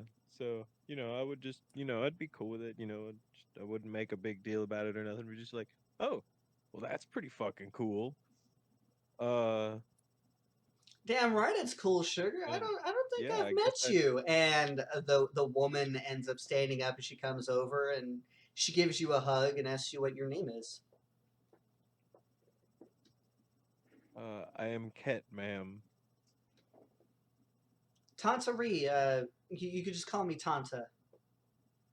This is Jory. Just call him Jer, honestly. And she points to the man who is deep into his cup, and then he turns it upside down, and only a couple of drops come out. You see his shoulder slump a little bit. I would chuckle at this. It's very nice to meet you both. Come sit down, and she offers you her seat. Yeah, I'll sit. Yeah, you and Marty are free to roleplay if you would like, or we could just say that you two are talking and move on to the next day, because all this is going to be is just a celebration for the rest of the night. Probably I'm good around, for the night. yeah, probably up to like midnight. Get, it's up to you. I'm straight, but if you want to ask questions, please. I'll share. Yeah, no, I'm good. We're good. Let's go. All right, so yes, the festivities carry on for the rest of the night. You have a feeling that within a few months there's going to be more additions to the tribe. But other than that, everyone seems to have a quiet night. Because you guys were the ones who fucking Mike. Because you guys were the Took me a ones, second. yeah. Because you guys were the ones who liberated the town of bandits and fulfilled what honor demanded. None of you have watch tonight. You're able to actually take part in festivities and whatnot. Huzzah.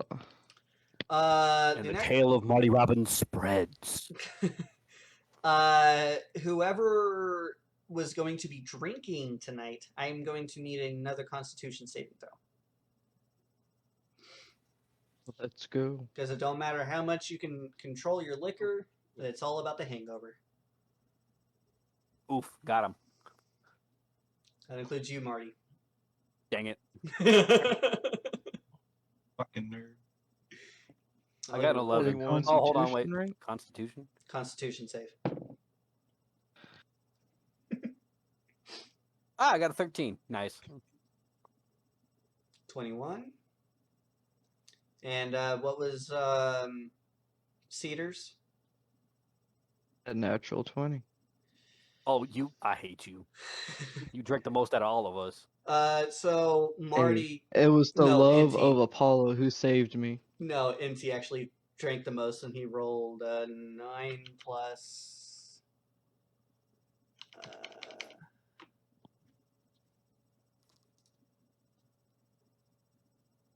Oh, that's not bad. 12. Yeah, Marty and NT, they seem to, that they're not necessarily under the weather, but you can definitely tell that maybe their stomach is, got some heartburn going on. But eggs are definitely served the next morning. along with some other greasy foods. A lot of water. Some of it with a little bit of salt in to kind of replenish those electrolytes. And then the war chief, he ends up telling you guys that you guys are going to be going back over to Colorado Springs.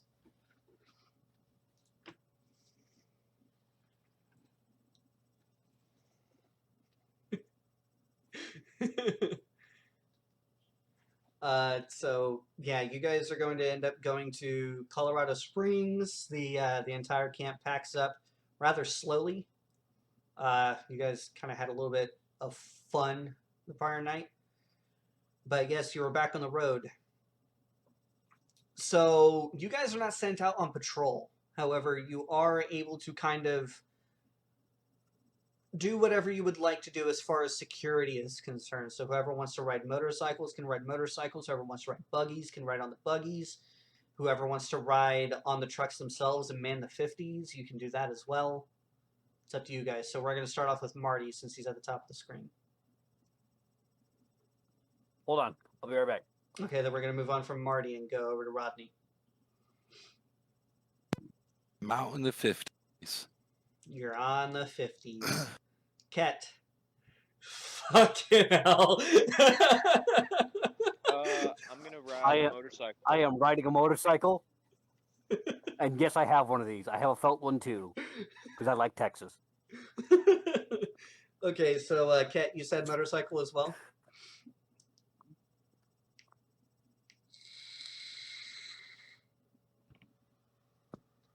Okay. Cedar, what are you manning? You look so ridiculous, Baker. I am manning the buggy. You're manning the buggy. It's balanced Okay. on top of my headset too. So it's not even... So we're gonna put you. Oh fuck, my internet is just super shit. We're gonna put you on the 240 and Chandler is driving. And Morgrim, what are you doing?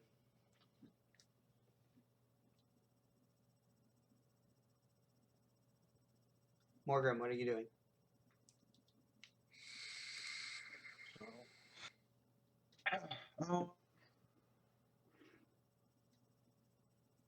I guess I'll be on lookout. Yeah, you're gonna be on Can you lookout. hear me? But yeah, I can hear you. But are you Okay. gonna be? I guess I'll be on lookout. Well, you're going to be, but are you going to be on a 50 cal? Are you going to be in a buggy or on a motorcycle?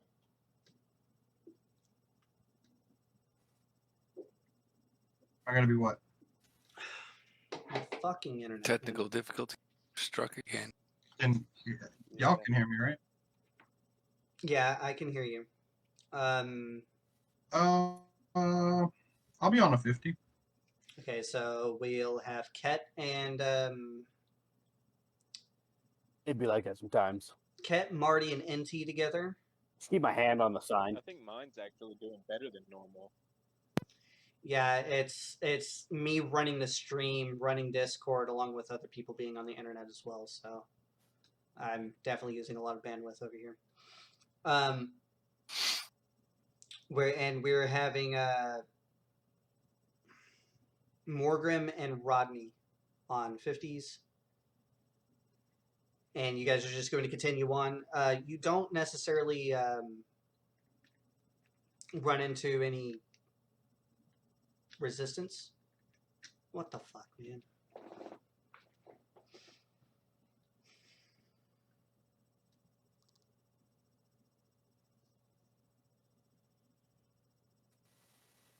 Oh, There we are. and he's here. Is he There gone? we go. No, I got it. Do we got it working? Yeah, we kind of have it working. And if I remember right, the stream is kind of taking precedence over know Discord. that look, Warren. Calm down. Oh, it's aggravating me. Anyway, you guys don't run into any resistance really.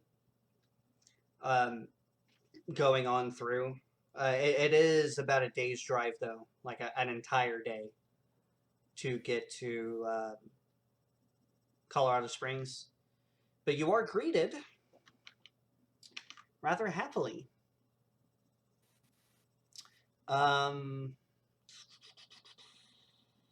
are very, very welcoming to you guys, and no sooner have the air brakes engaged on the trucks, are you guys pretty much swarmed by townsfolk trying to sell trinkets, like mechanic services and whatnot, and some fancy ladies are also in the mix as well. If you guys get that reference. Cedar, no. Dad. But yes. Talking about. I'm just spraying my Lord's love, I guess you can call it. Yeah. Yeah, hedonism. Anyway, but yes, the trucks they can't move anymore because of how Totally many missed the people are here. reference. But anyway, Chandler ends up going up to you guys, gathering you guys. No, and I can't says, even hear it. I didn't even hear what you said for the reference. No, there's such a delay. Yeah, it's really aggravating me. But Imagine like throwing those and being like skeet shooting, just like pop out of the air. Yeah. This is gonna be amazing. all right, I just reset my internet. Am I good? You Yes, are you are. good. Oh, A lot better. Oh. Okay.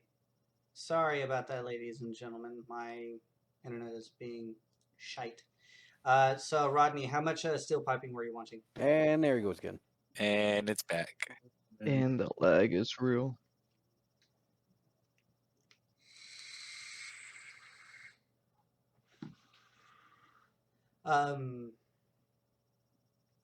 So what we're going to do is we're going to take a quick break Three- so we can figure out 3 some. feet of steel piping and 2 pounds of gunpowder.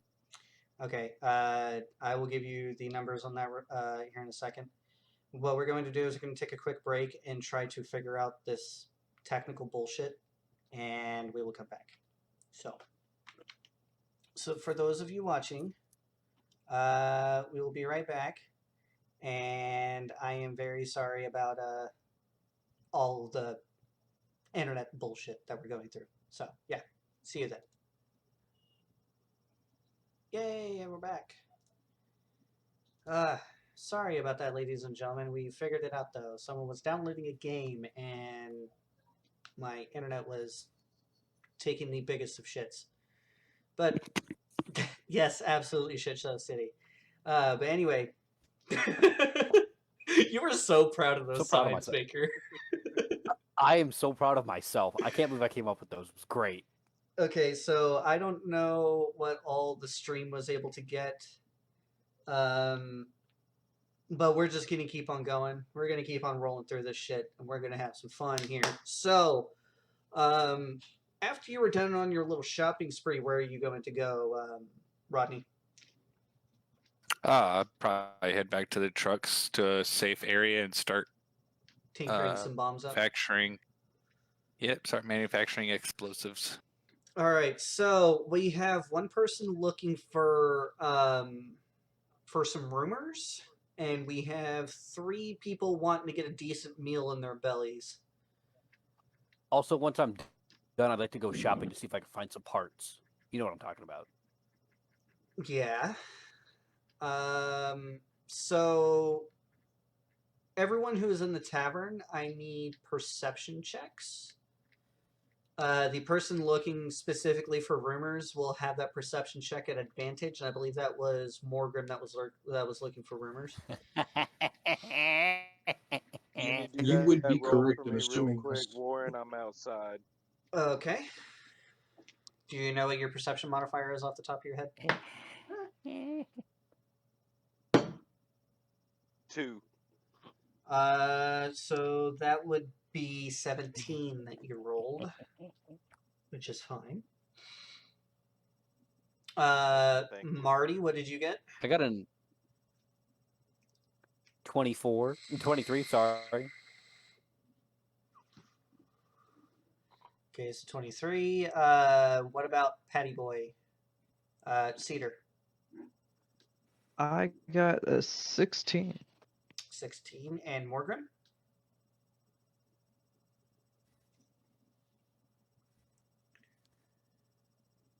Your mic is off, Morgan.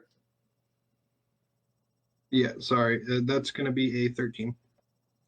13. So you all are able to hear some rumors. One rumor in particular catches your eye, your ear, I should say, Morgan, because it is specifically what you were looking for. This rumor has to do with paraphrasing here. I guess those outcasts finally got what's coming to them. Those you know those guys that hit our caravan last week. Oh yeah. What happened to them? Well, they decided to go after a town, try to get a big juicy hit, and the crows fucking slaughtered them all. Serves them fucking right. The rest of you, however, Morgram, you do not hear this rumor. But the rest of you just happen to have been sitting down at the table because you were all... It's also fitting, too. The dice fit real well in this. You guys were sitting down to eat when you overhear on the table next door to you... Have you heard about a new group coming from the east? Yeah, they hit some towns close to Kansas City, didn't they? Yeah, they did. Left no one alive. Whenever they were found, I mean, their bodies were put on display. Something about the Chosen. Oh, it's probably just another group of zealots. I have a feeling the crows will set that straight, though.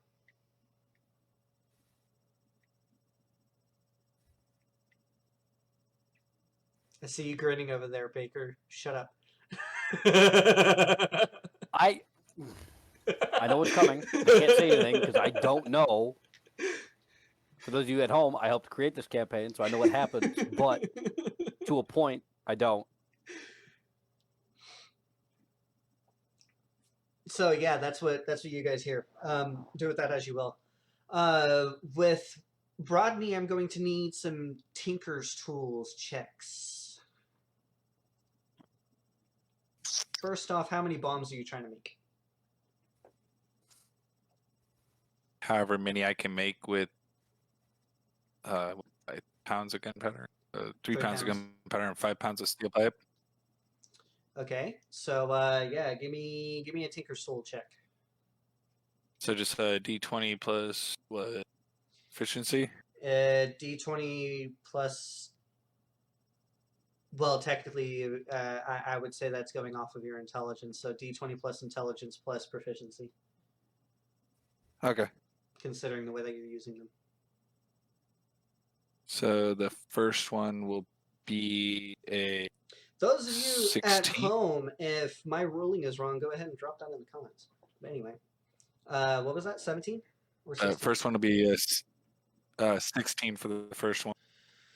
Okay, that is going to require a pound of gunpowder and a foot of steel pipe. Go ahead and give me another one.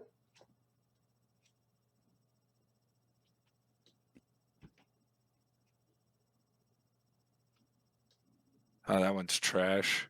8. It's going to require a pound and a half of gunpowder. Some of the gunpowder spilled. And you made some screwed up cuts, so it's going to require a foot and a half of steel pipe. Go ahead and give me another. All right, and then the remainder of my gunpowder. Come on. Hell yeah, that's a 20... so 24. Yeah, you only use half a foot of piping and the remainder of your gunpowder. So you have 3 Sweet. So bombas. I got We'll call them pipe bombs. They will have a range of 20, 60, and they will deal.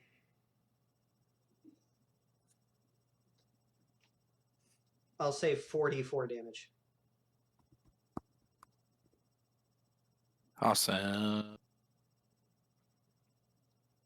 So yeah, now we're gonna come back to the people in the bar.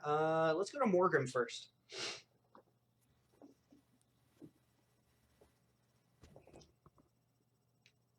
Right.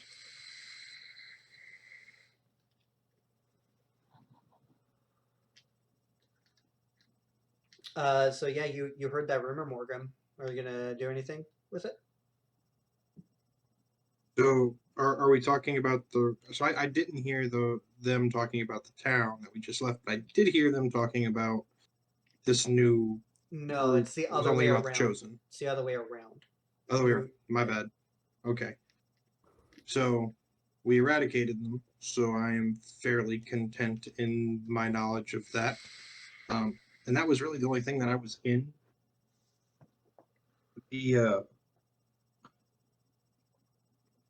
the tavern to learn. So I'm going to go outside to a quiet place and call on Zadkiel. Okay.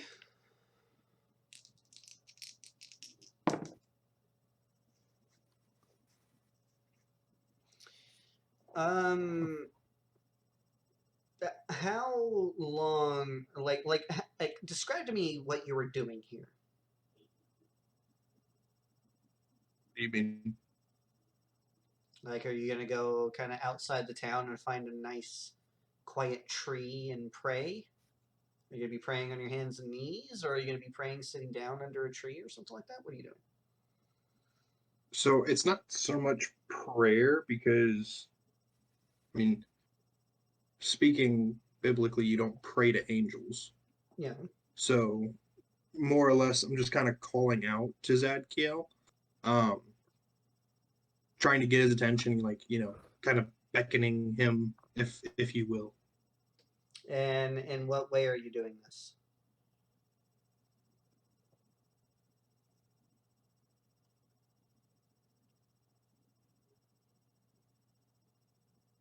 Literally just calling out his name. Okay. You wait for a moment. Then you hear something akin to a wing flap. And we'll say that you were underneath, a fairly large oak in the area. And on the other side of the tree, you see a man dressed in formal clothing. And he just seems to be looking up the limbs and the leaves of the tree dreamily. So I'm going to move to be standing next to him and just kind of looking up at whatever he's looking at. It's a tree. This man wasn't here before, but you...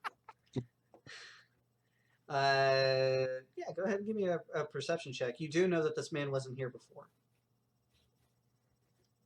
Because again, you said that you were going to a nice quiet place alone. So, but go ahead and give me a perception check. It's going to be 18. You see that a couple of doves have made a nest up in the tree. What you would assume would be the female is sitting in her nest. The male seems to be kind of piling sticks into the nest to kind of build up the walls.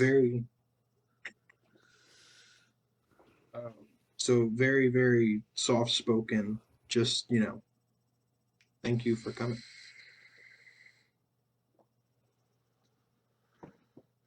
You obviously have business to discuss. Not so much business, just direction.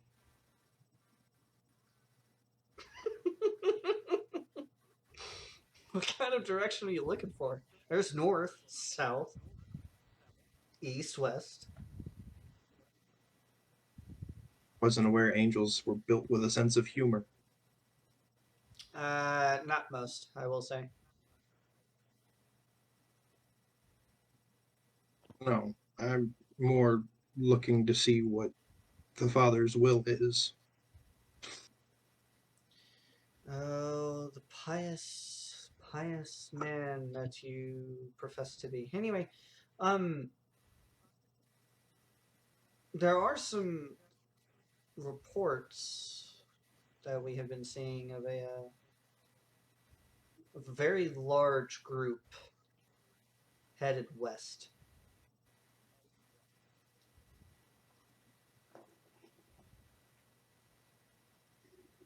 What kind of threat could they be? On.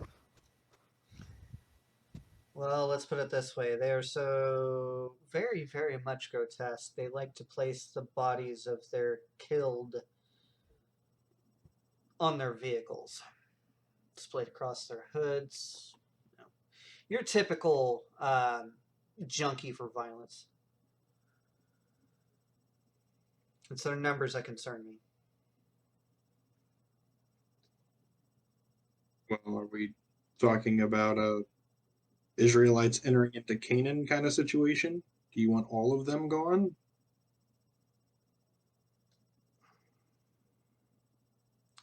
For now, keep an eye on the situation. We need to know what their motives are. So solely recon. Well, if the trail takes you that way, of course. If not, your work is to remain here with the crows. Keep on doing what you're doing. All right. Well, I mean, that seems easy enough.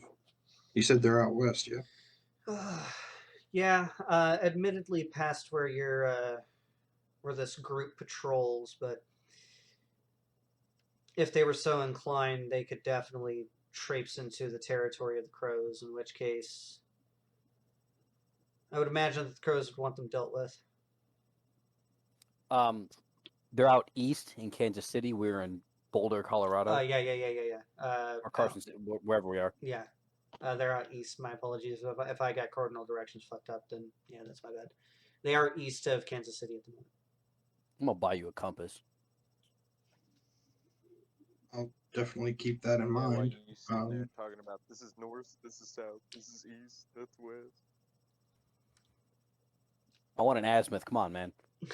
Fuck off. Continue, Morgan. Well, if they're out east and we're here, naturally, if we end up crossing paths with them, I'll relay to you whatever information I can. Not that I would think that you or anybody there would need it. Yes. We'll, well, he says, turning to you, taking his eyes the entire time have been on the doves, but now he takes his gaze away and he just kind of looks at you absentmindedly and kind of lays a hand on your shoulder. We'll keep in touch. As at that point, you hear wings flapping, and he just disappears before your eyes.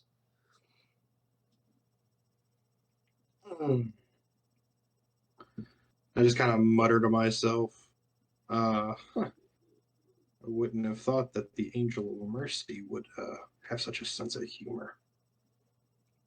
And just kind of start moseying on back to the city. Yes, so you do. Mosey on. We still have Rodney making pipe bombs. We are going to go back to Marty, Ket, and Cedar.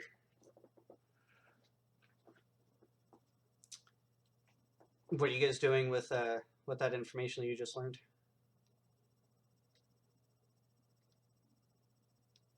I'm gonna I mean, I don't stand think up we can. after I'm done eating. Okay, so what was the rumor that we heard again? Group of bandits east. Large group. Wiped out a few towns.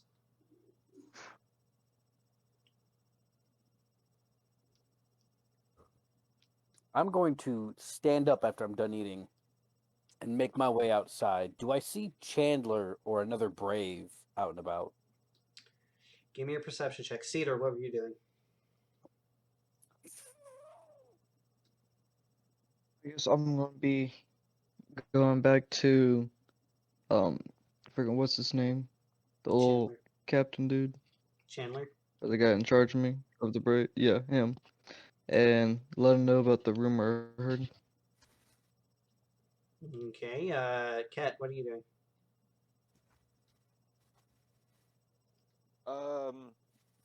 I. Oh, that's not really my character. I guess I will follow Marty. Okay, so Marty, what was your perception?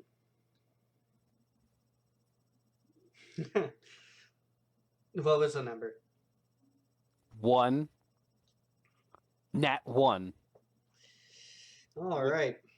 With the help action because I was there too. Sure. There's so many help actions this session. I love this. Our last D&D session or last campaign was all like, "Oh, you rolled bad. That sucks to be you, homie." Wrong side of the boat, looking over the side, like, "Where's the mountain?" Good luck next time. Sayonara, kid. Wait, there was a mountain? I was looking at a rock. Yeah, bro, I couldn't even see it. Yeah, I got a 7. Yeah, so you guys are not able to see any of the Braves. It makes sense though because they just kind of dispersed throughout the town, um, handling personal business of their own, hanging out in the town. It's pretty much like shore leave, if one were to equate it to Navy terms. Oh god, that puts nasty words in my mouth. But anyway. Yeah. Nasty. Dirty, nasty Navy. I would turn to Marty and ask him what his plans were. Well, I'm going to go see if I can procure some parts for this big iron of mine. But I wanted to tell Chandler or another Brave to potentially relay to the chief that there's rumors of a bigger bandit group out east.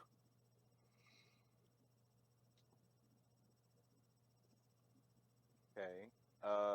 So if you wanted to go handle your business with your weapon, I can go out, venture into this town, and see if I can find anyone. I would appreciate that. No matter how many times I come here, I'm still sometimes a little lost. It's alright. Good at getting lost. We're going to put you here as well, Cedar. You guys have just been looking for the Braves and not seen any. So Cedar, you are more than welcome to kind of butt in on this conversation if you would like.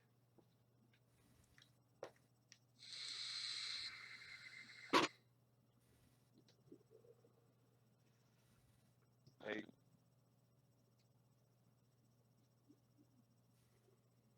Do you have anything to say, Cedar? No, I'll pass this time. Alrighty, so Marty is going to go traipsing through the city to go find pieces to his gun. Go ahead and give me an investigation check. See if I roll another nat 1, everybody. This is going to be great. And away we go. Wasn't a nat 1. Close enough, though. Investigation. Well, I have a -1 on my modifier, so I have an 8. Well, you are able to find a gun store, considering that you know what gun stores look like. I'll make the DC a little easier on you. You are able to find a gun store. Cool. Do they have anything I need besides ammo? I need to buy ammo. Yeah, you can buy some ammo. Pull out the book here. I don't remember what we started with, but I did use 6 rounds. The big book of things. Yes, the big book of things.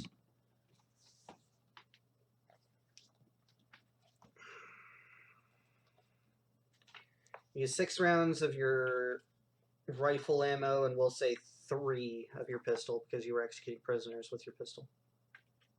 Dope.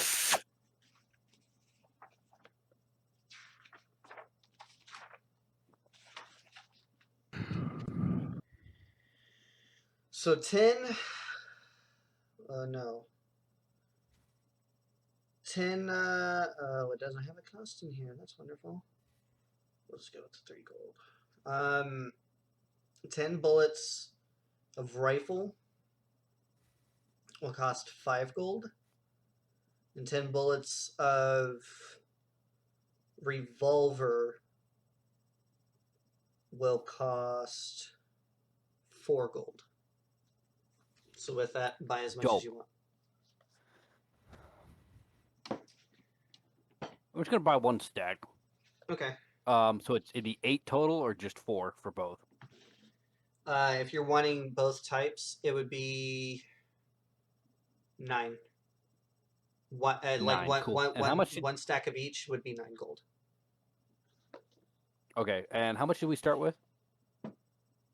That's according to your background.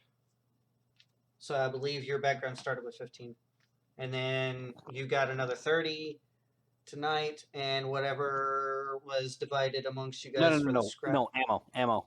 Oh, you had 20 rounds of each type of weapon that you have, I should say. So I'm gonna buy 2 stacks of each for 18 gold. So that's. So I start with 20. So I have 40 of each. Okay. time for And are math. you going to inquire about gun parts? Yes, I'm going to ask if he potentially has anything for. If you had any odds and ends for weapons he doesn't quite have an idea what they're for. Well, I mean, I got a pile of scrap. It all depends on what you are looking for. I mean, you know, what exactly are you looking for? Something that'll fit this. I'm going to pull out my receiver. Takes a look at it. His eyes kind of widen, and he, bites it with his teeth a little bit. Oh wow, that's wow. Oh, where the fuck did you find this?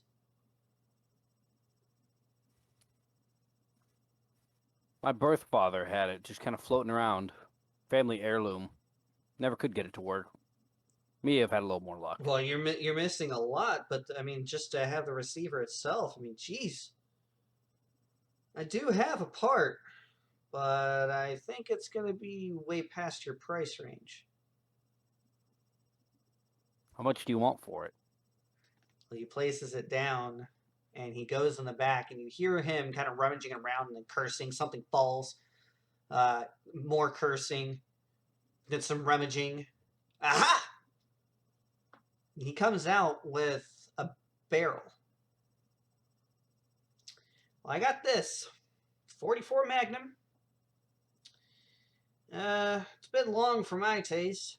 It's about 8 inches, but it'll definitely do it. But that right there, that's 400 gold. I'm jumping off, guys. You're about to bounce? Yeah, I had a long day and I'm getting really tired. Alright, homie. We'll catch you on the flip. See you guys later. Take it easy, man. But that right there is about 400 gold. You can try again, because I know nobody else has one of these around here. I'll offer you something good for your wages, and if you have anything around here that needs to be fixed that's beyond you, I might be able to give it a look. Bit of a gunsmith myself. 400 is a hard That's me. That's being nice to you because you brought in something that is as magnificent as that receiver, even though it is in bad shape. No, this is a rare item, my friend. You don't find much of this. Hell, it took me 2 weeks to polish it to the gleam that it is now, and it is polished to a nice gleam.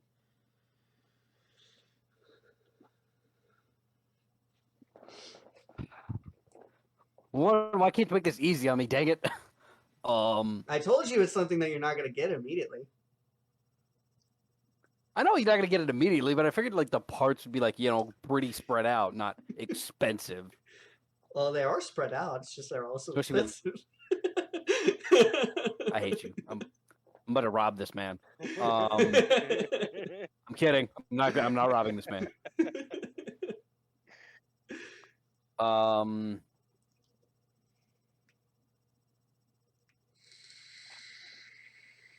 What do you have to trade? I don't have 400 gold, but I am a fair hand at fixing things. Well, I have to see some credentials on that. I have a gunsmith cert, letter of introduction. Well, yeah, no shit.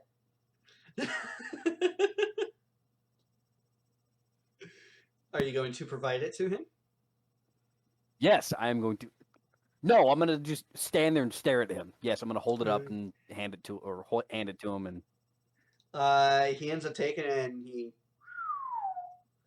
All right, I guess you do know what you're doing, but I mean, you're gonna have to work here for a couple of years to accrue the wages that you're gonna need for this. This is.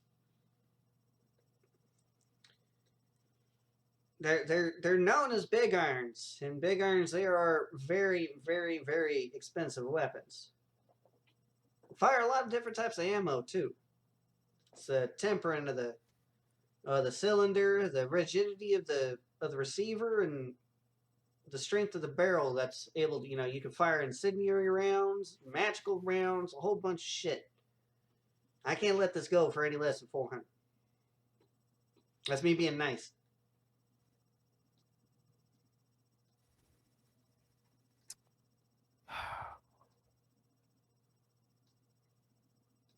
I'll be back, and that better be here.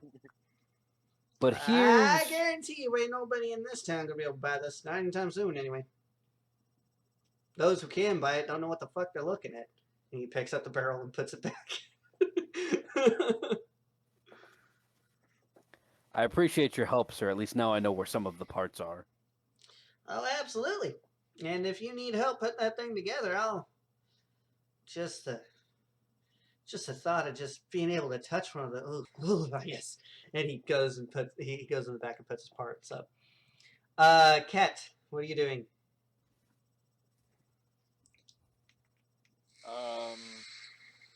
I am walking through town, making my way downtown, walking slow, taking it in, trying to find folks.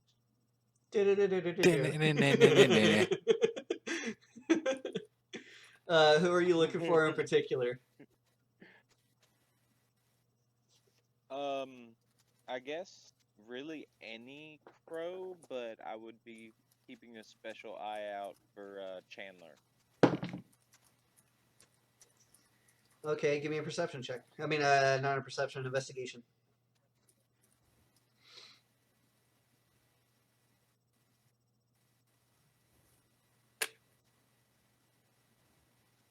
Hey Warren, Yes, sir.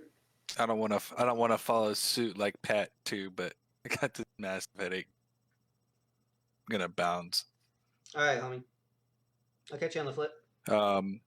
Yeah, I'll try to play next week, but next week I'm gonna be at a beach house in Jersey, so I don't know if I will or will not, but I'll try to fit it in. Well, we'll talk about it online. I mean, offline, I should say, and we'll come up with a consensus.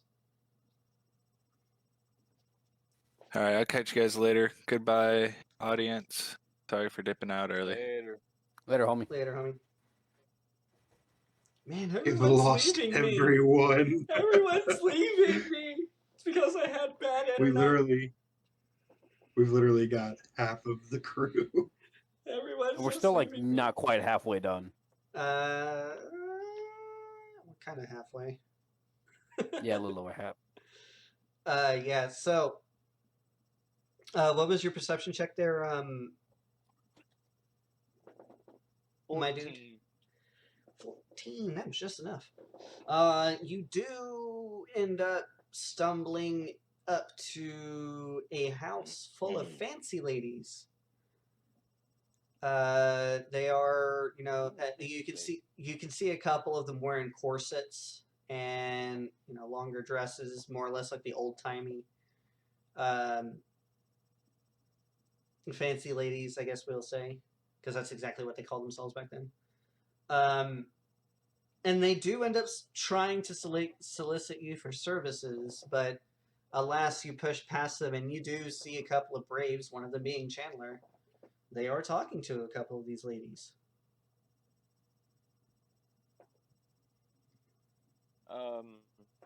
I will walk in and I'll stand like within eyesight of him, like hoping to catch Chandler's eye, get his attention. Chandler, he sweeps one of the ladies off their feet, plants a kiss on her lips, and you see a coin slip into her corset. But then he looks over at you, sees you, and you see the words kind of mouth across his lips because it's a fairly busy, fairly loud area. I'll be right back. I'll meet you up there. And he walks over to you and, all right, what do you want?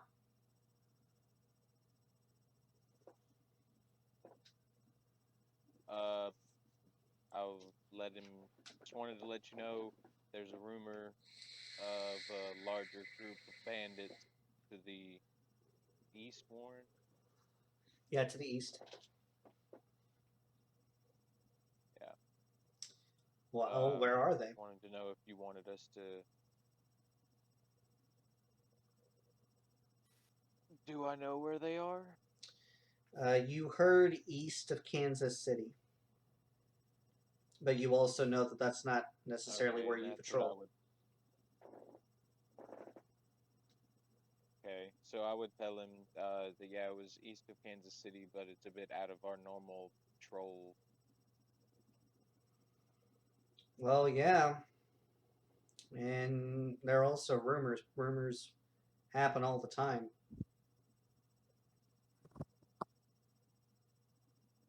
I mean, there's no way to verify it, and I'm not the one that comes up with the decision of where we're going. That's the war chief.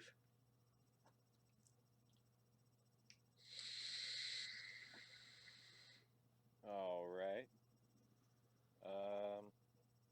So yeah, I guess we'll just keep an eye out, an ear out, I guess, for any more interesting, anything to hear. Yeah, like I said, man, just enjoy your time. Yes, granted, we had the celebration last night, but we're always going to be out on the roads from now on. This is rare that we get to actually spend some time here. This is like once every few weeks. So enjoy your time while you can, man. Hell, I'm sure one of these ladies will take care of you. And he looks over at one of the ladies and winks at her. She curtsies.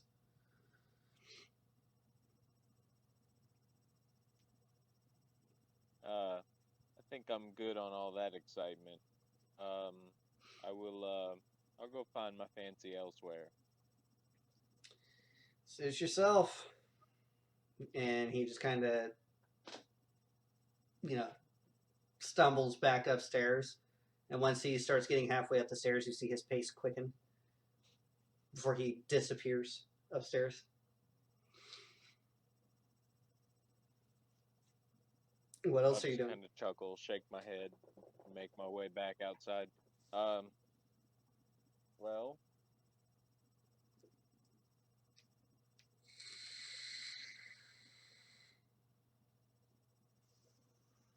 I don't know. I guess I'll just walk around town, see if there's anything. What kind of interesting shops do I see around? Well, you do find a smoke shop. It's not anything that the tribe was smoking last night. It's a tobacco shop. Different types of tobaccos, some flavored with fruits.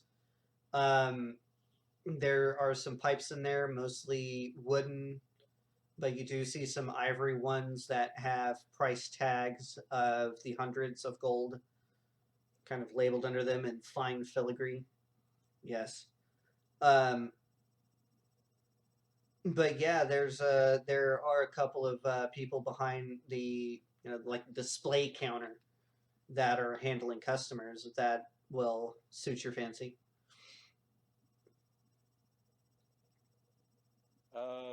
Yeah, that sounds like a good pastime. I will. What's the cheapest pipe?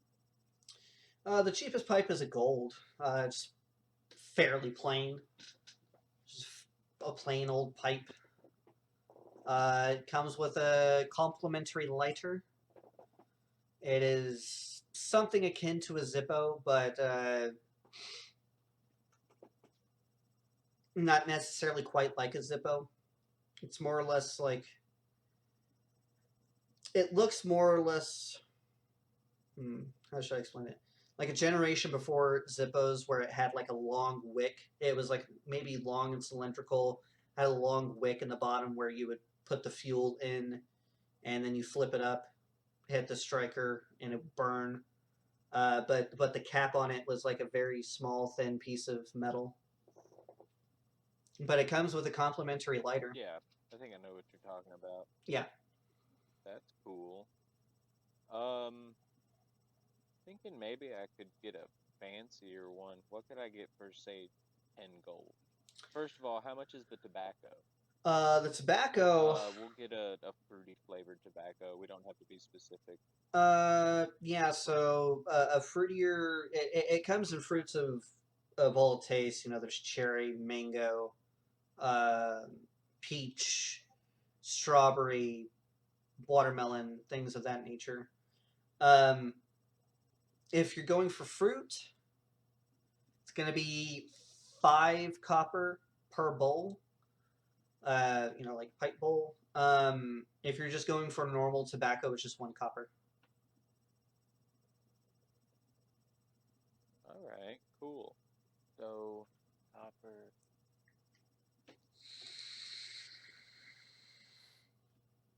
So I'll get 10. We'll say 10 servings of, I don't know, blueberry. Yeah, there is some blueberry here. And what kind of pipe could I get for 10 gold?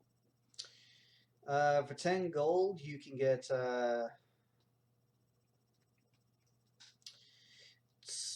this pipe looks more or less kind of like what Gandalf's pipe would look like, only the stem is maybe half as long. Made with a harder wood, so it won't necessarily burn through as quick. There are some what looks like plastic but is actually glass. Those are fairly expensive. Those run upwards of like 75 gold, but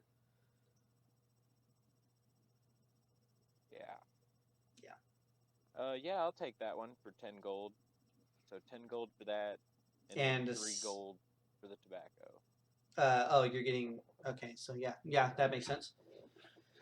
Okay, yeah. So subtract that from your character sheet, and yeah, you now have a new pipe. And that one come with a lighter too, right? Yeah, it came with a lighter.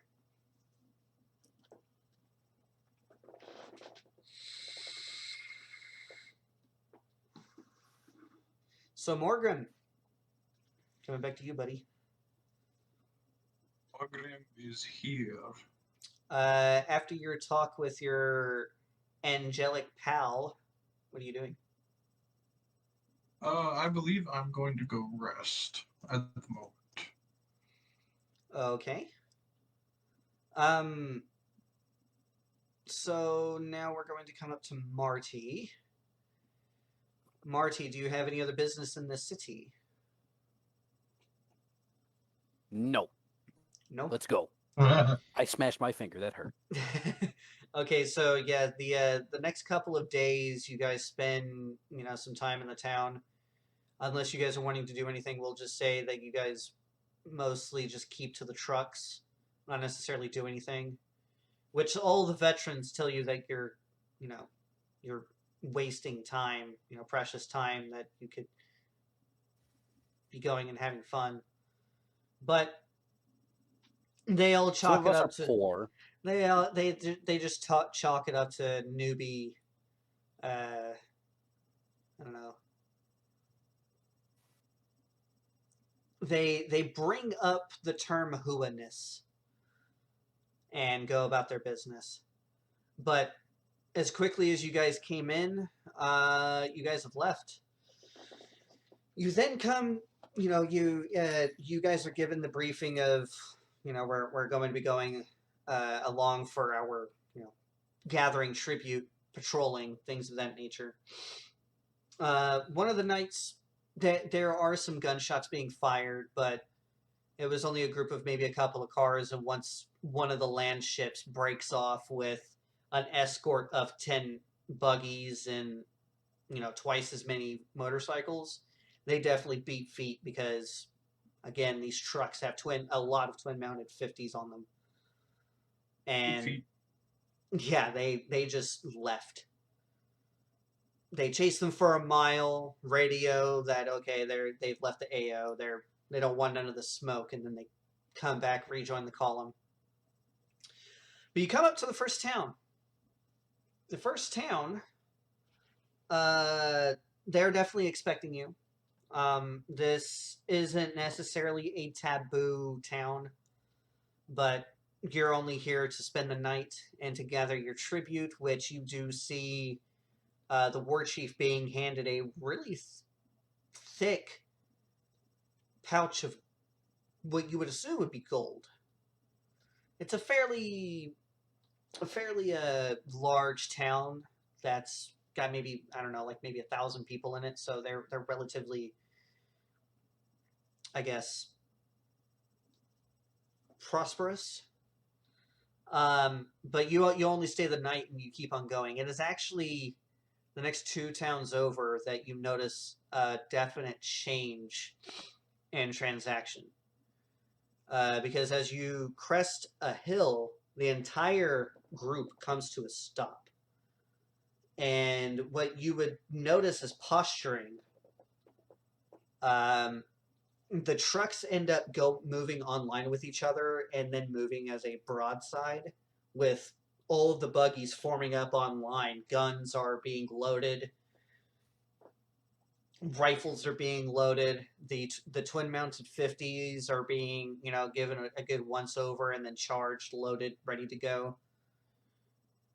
And you guys are selected to go ahead and grab, to be a part of the group that will grab tribute. It's at this point that Chandler pulls all of you aside and says, all right, this is no shit, no games. These guys don't necessarily like us staying in their town. If we step the wrong way, they will be hostile. But they do provide food, a lot of food. So there is not going to be any hanging out. Food. There is not going to be any hanging out, like we have been with the rest of these cities. This is strictly business. Guns are up, and you are ready to fight.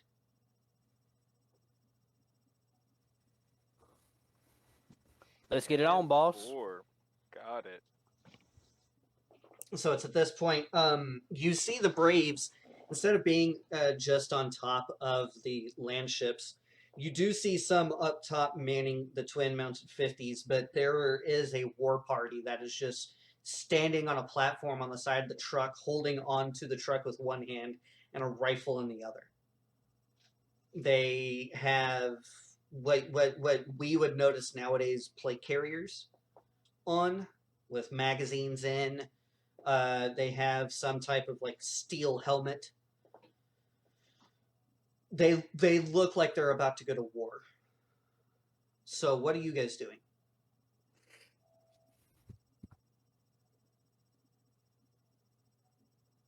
Stretching?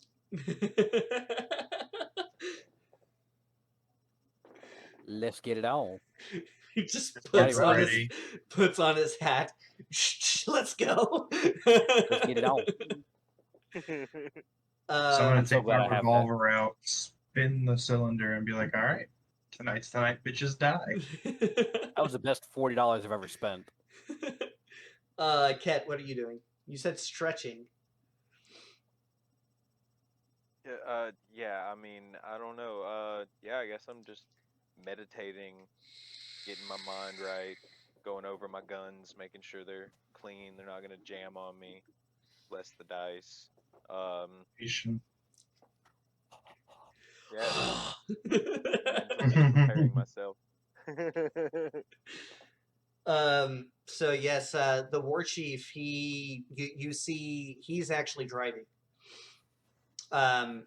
You see him climb into the cockpit of the land ship, and he invites Ket and Marty into the cab. Morgrim, he asks you to man the 50 on top of the cab. Raw. Shotgun. I got little legs. I'll ride in the center. So yes, as you guys open up the truck, on the roof of the truck, you actually see a fairly detailed map engraved or embossed in the roof. A map of the entire patrol area. You see. Upholstery. No, it's actually in steel. It's embossed steel. You see, just on looking at it, where Colorado Springs is. Colorado Springs looks, like it has in filigree the name Colorado, and then on the bottom Springs, and you see the interconnecting rows of Colorado Springs, and then it goes up to Denver, and it says in more or less block letters over the top, Denver Mines. But Denver looks like a crater. Like a very large crater. Then you see, let's see, let's look at the map. Postmodern GPS right here. All right. Mhm. There we are. It's at this point that Talking about the. What's that? Do you think about the oases that you and I talked about? I'm getting there. You need to shut up. Then you see like a shield with a number on it that says 70. It seems to go directly east of Denver, then kind of snakes south, then east again. And then where it interconnects with another smaller shield that says 24, and another shield that's about the same size that says 287. At that interconnecting way, you see in filigree Lyman. And it keeps on going What'd you out, say? just Lyman, Limon. And it keeps on going out all the way to let's see, where is it? My shit's acting wonky. But all the way between Colorado Springs and Denver, even actually a little bit further west to a place called Pikes Peak. From there, which Pikes Peak, you notice that its lettering is more, it's really, really, really blocky, but also runic like in some way. From that side to the east, all the way over to Kansas City to the west, and then from Wichita to the south, all the way up to Omaha to the north. That entire area, mostly roads, is embossed in this roof. With smaller little, and more or less like actual engraving and scratchings with what you presume knives, all the small towns in between. The cab of this vehicle, as you were beginning to look deeper into the cab, it is actually proportionally larger than any other diesel truck, but where you would actually have the sleeper, it's an actual command table with some sleeping bags kind of piled up around it. But there is a command table with like a map of different formations of the trucks, a more detailed map, like a topographical map of the area as well. Some reports here and there. There are some people in here who seem to be doing some admin stuff, but are dressed up in their armor with weapons on them, things of that nature. Their helmets actually have more or less a plume running from the forehead all the way down to the base of the neck where the helmet is protecting them. It's a fairly large plume of horsehair, but the helmet ends up draping over the ears slightly, akin to the shape of an ECH or an army, a modern day army helmet, but it's made of steel. These guys, they have like machine guns on them, and they're just slung on them like nothing because these guys are ripped. They're very, very strong men. Fucking Spartans back here. Yes. There are gauges upon gauges upon gauges on the dash. And you see them all kind of blocked off, engine 1 with RPM coolant, RPM temperature, fuel pressure, oil pressure, things like that. But it's all divided into 4 engines on the dash with a speedometer right in front of the wheel where you would typically have a speedometer. Some of it seems to be kind of twisted wires together, kind of jerry-rigging to get it to work, but it does work. You do see the gauges actuating. So yes, that is more or less the inside of here. The seats, they're kind of comfortable. They are cushioned. It's not like sitting on a cooler like you guys would be used to. This is one of the few cushioned seats that you'll probably ever sit on in your life, other than your behinds. They're not like melting. You're not melting into the seats, but they are comfortable. A man could get used to this.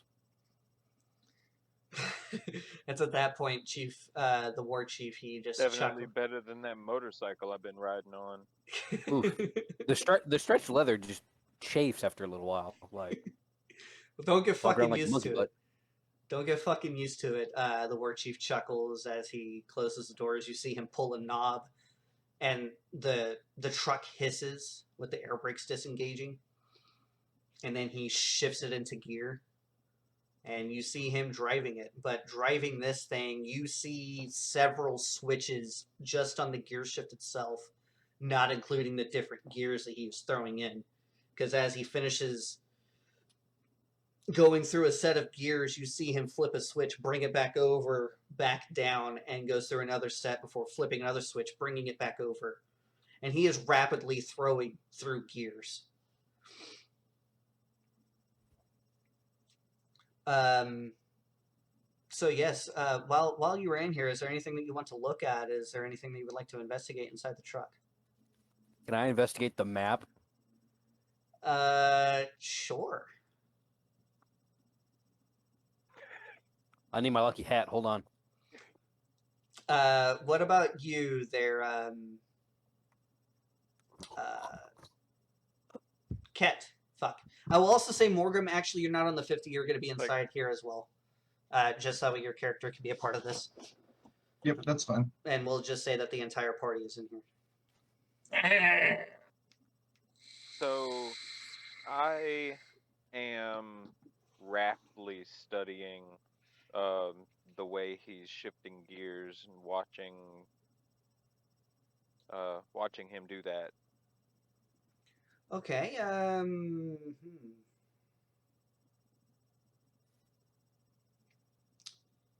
Thinking what kind of check that would be. Yeah, give me an intelligence check, but we'll say that because you're well, no, we'll say perception. We'll say perception. What was you? Are you wanting to look at anything in here, Morgan?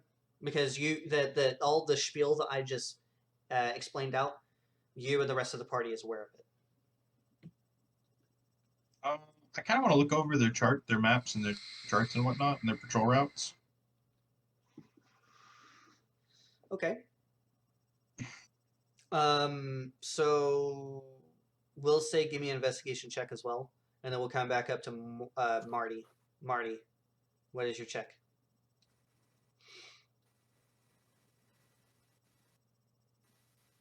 Is it the 20 right there? It should be the 20. No, that was the 2. Yeah, I got a net 20. Oh shit! It Yeah, was the awesome. 2. It's gonna be a 13 for me. So Marty, you don't necessarily see anything different at first, but you do notice that there are numbers ever so slightly engraved on the roof. And they seem to be in a random pattern. If you would like to try to decipher it, you can give me an intelligence check. Well, let's do that. Come here, dice. Oh, lucky hat. Hold on.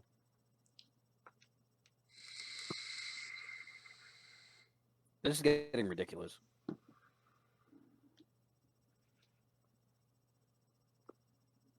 It failed me.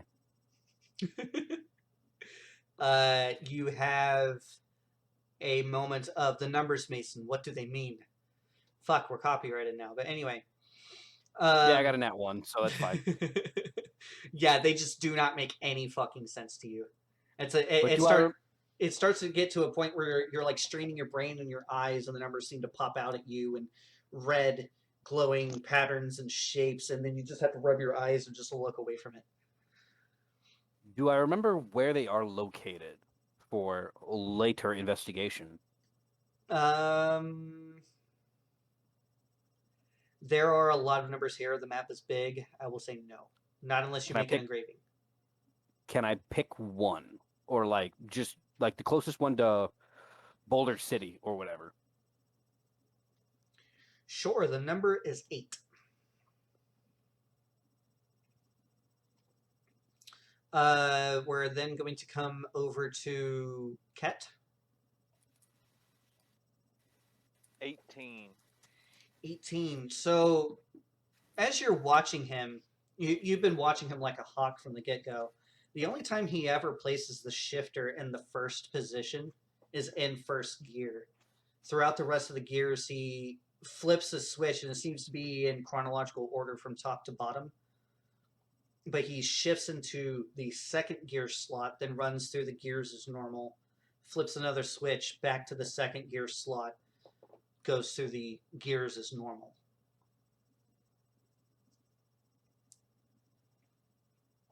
But there are 5 switches. Jesus. All right. Do I understand why he's skipping the first gear? No, it's actually quite odd to you. Okay. We will then come over to unless you have anything else that you would like to do, Kat. No, we're good. Go ahead. We'll come over to Morgan. What was your check again, Morgan? My check was 13. 13. So you see that the current route that is plotted is you guys are going along. The corners were there. a route that is called an Interstate 70. No, tell me. Hang on one sec. Okay. We're then going to. We're just going to keep on going until he comes back. So yeah, you guys are drawing closer, and you are being met with several men that are patrolling the streets, and they have guns on them. Some of them even have machine guns on them. And there are some people up at the up in the top of these buildings that are beginning to uncover what looks to be larger versions of 50 caliber machine guns. You can give me an intelligence check, or no, not intelligence, a history check to see what they actually are. Marty, you will be able to do that at an advantage because it is a gun.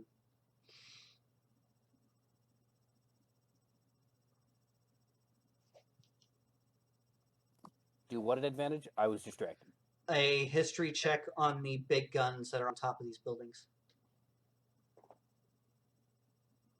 16. Yes. Okay. History check is hello. You were doing that at advantage, mind you. It's a 19. Yeah, so these seem to be like ancient anti-aircraft weapons. Like flat cannons. Damn. Like That's a war crime. they have a seat. They have a seat in them, and they are turning dials, and they are bringing those cannons to bear on you. To continue, to continue with Morgrim, they seem to be following a route called the Interstate 70. And you're seeing some X marks, but in between Lyman and Flagler, there is an X with a circle, and it is marking the town of Vale. Vale. So I'm going to write down the notes on that. Mm. So I'll have those for later. Do I know what the circle and the X mean? You can inquire to the quote-unquote Spartan-looking fucks. Yeah, so I'll do that. Hey guys, what does that mean? Well, that means that, and they point out the window, out the windshield. So I look out of the windshield. What do I see? You're seeing cannons being pointed at you from atop rooftops. Right. So I'm gonna go man a 50. Yeah, let me just climb out real quick. Let me get on one of the 50 cals real quick. Big gun go brr. Big gun go brr. Anyway, are you actually going to try to climb out to go onto a 50? Yes. Yeah, Chris ends up letting you. Chandler is kind of sitting next to Chris. He just kind of gives you an approving nod as you begin climbing up to the 50. Give me an acrobatics check, but considering that you are a crow and you have climbed on these trucks before, you can do so at advantage. Thank God for that. It's gonna be an 18. First one was a 5. So you are able to get up there. You end up relieving a crow with one of those large plumed helmets on his head, and he just gives you a nod, kind of claps you on the shoulder, and he climbs down as you get on the 50. But he tells you it's already charged, ready to go. Safety's off, by the way. Be careful.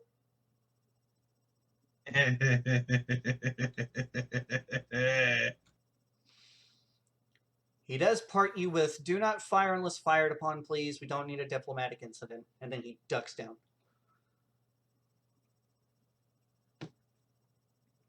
Taking all the fun out of things. Yes, so with that, because you guys made your history checks and you guys know exactly what is being pointed at you, what are you doing?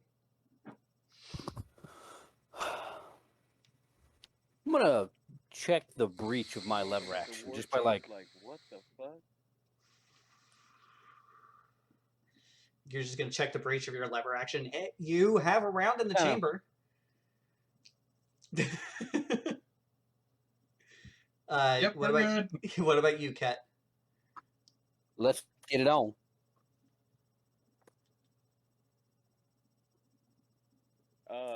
Yeah, I'm gonna look at the war chief and just be like, what's up with that? These people know that we don't approve of their practices here.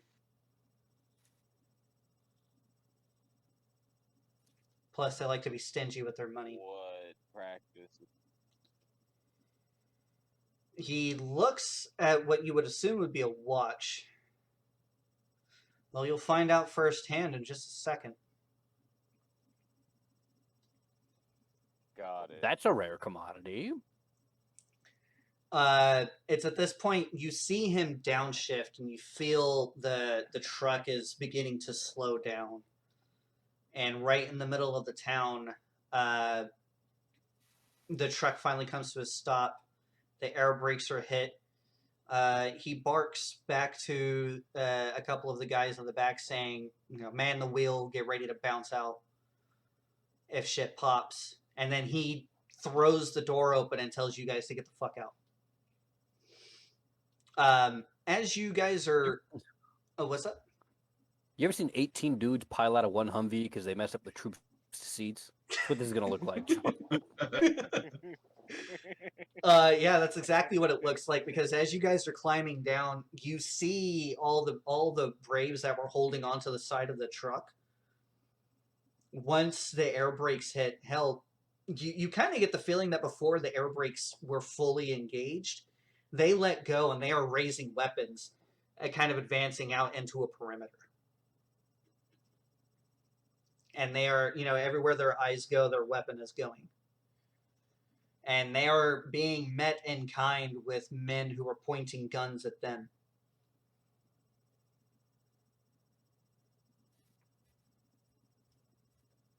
What are you doing? Hold my fucking position. You got a 50 cal. Some of us are unarmored. Or barely armored. Well, I guess I'll be the ballsy one and I'll form up next to the war chief and follow him. Pistol at the ready. You see me high ready on the opposite side of the chief from where Ket is. Just walking one pace behind him. The war chief, he doesn't. He has his because he has a rifle slung with a couple of revolvers on his hips. He has his rifle in his hands, but he doesn't seem to be bothered. He's not like the rest of the Braves holding weapons up. He just has it down. Nonchalantly walking towards the nose of the truck. You know something we don't know. One ballsy dude. I would definitely follow his lead and kind of lower my weapon, kind of hold it in like a down position. A couple of the Braves with the plumes, they actually nudge you.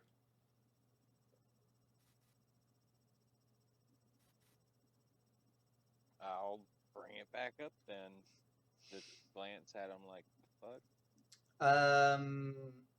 What languages do you speak? He definitely speaks. Hang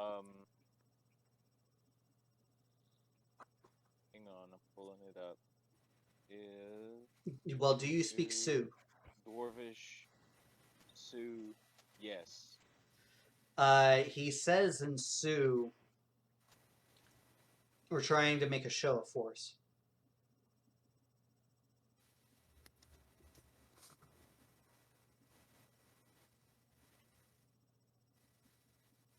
I don't know if we lost Mike. We might have.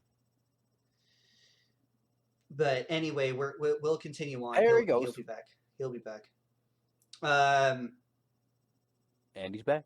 And he's back.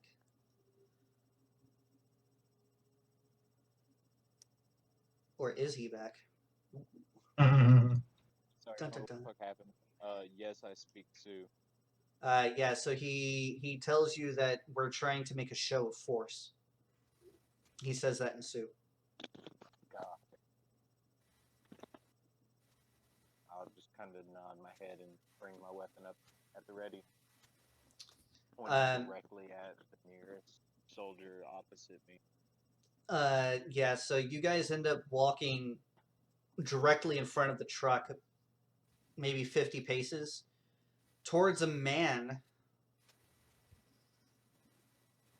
that is dressed rather lavishly. He's a very muscular man. He is by no means a fat, lazy slob, but he has more or less a wool robe on, and underneath that robe you can see that he's wearing armor. But he has a wool robe on, some nice slacks. The robe itself is gray, but some of the threads are gold. And it moves rigidly as if it actually is gold, like thick gold thread.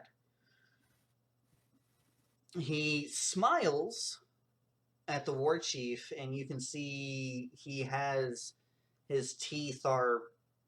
You would think that they're actually made out of gold, but it's probably something that he's put over his teeth. He has a couple of earrings on each eyebrow. He has an earring off on one side of his lip that's dangling some type of diamond-like tassel on it. Large gauges in his ear that are just see-through. You could imagine that's probably glass. The epitome of what you could pass as a pimp in these times. Yeah, I was about to say, I am actually going to see this and cast message to Marty and say, we in the goddamn ghetto.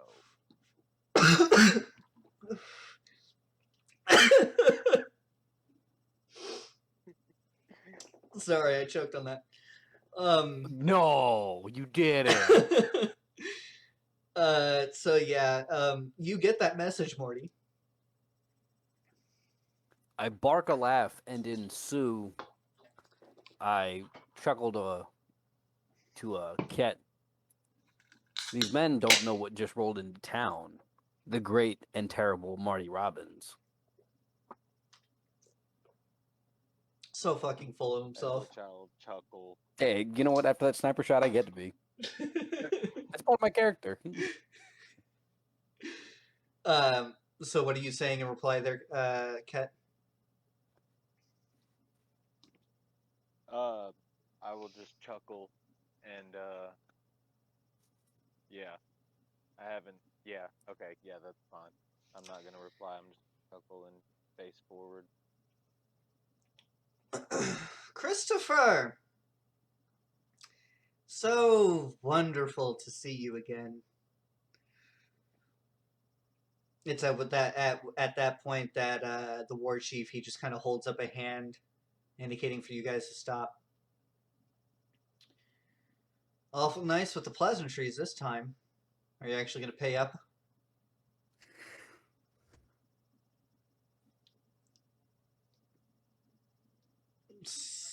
Words through the wasteland have said that you let a town die. I don't know if we should necessarily give you any more tribute. Ooh, real ballsy. Having been a crow for a long time, I know what them not paying tribute means, correct? Absolutely.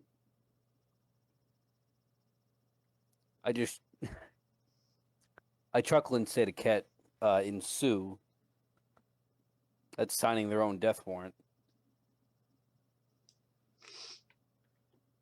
Everyone would know that the crows do not like, and this is putting it lightly, they do not like people not paying tribute to them.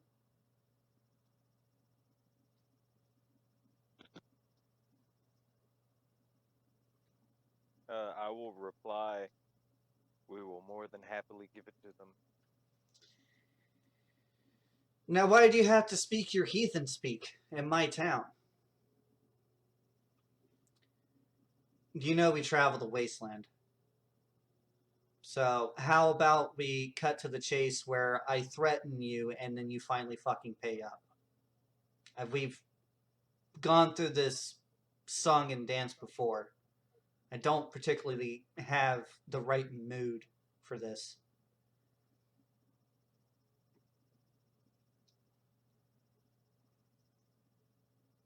So what are you guys doing? Actually, let's go over to Morgrim. Morgrim, Yes. what are you doing currently?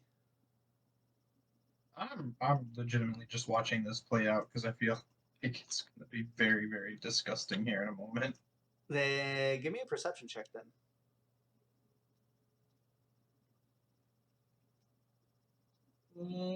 That's going to be a 17. So on your right, there is a cannon pointed directly at you, and you Mhm. see the guy that's sitting down on this weapon. He's moving his leg in what seems to be an anxious manner, Okay.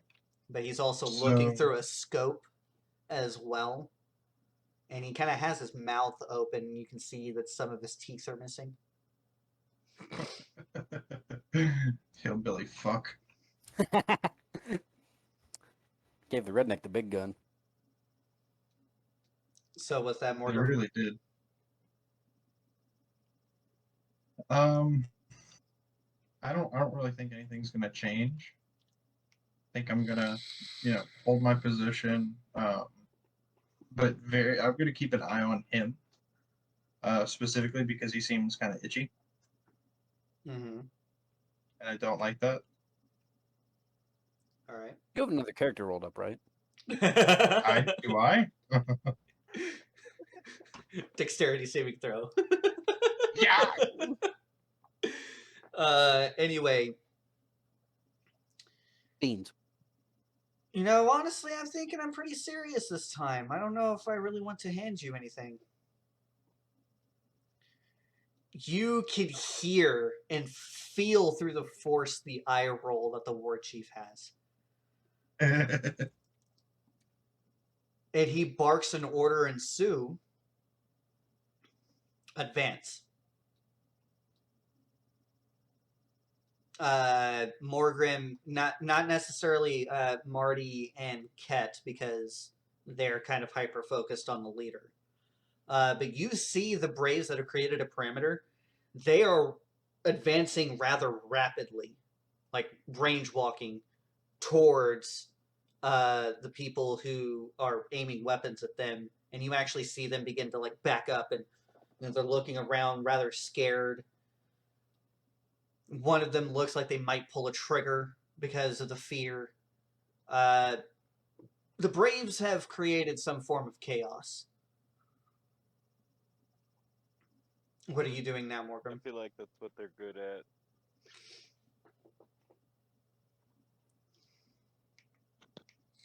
Hey, what is Morgrim doing now? Yes. Yes. I mean, the situation hasn't really changed much, except I'm going to make sure that my weapon is trained on the enemy leader. Okay. Well, you then see that once the Braves actually get within fighting distance, they butt stroke the fuck out of whatever guy is in front of them. Put them on their ass. So either that or they like grab them by the throat, trip them down on the ground, and hold a gun on them. Nice. The Braves are obviously in control, at least of the ground, but up top you see cannons are being swung towards the chief.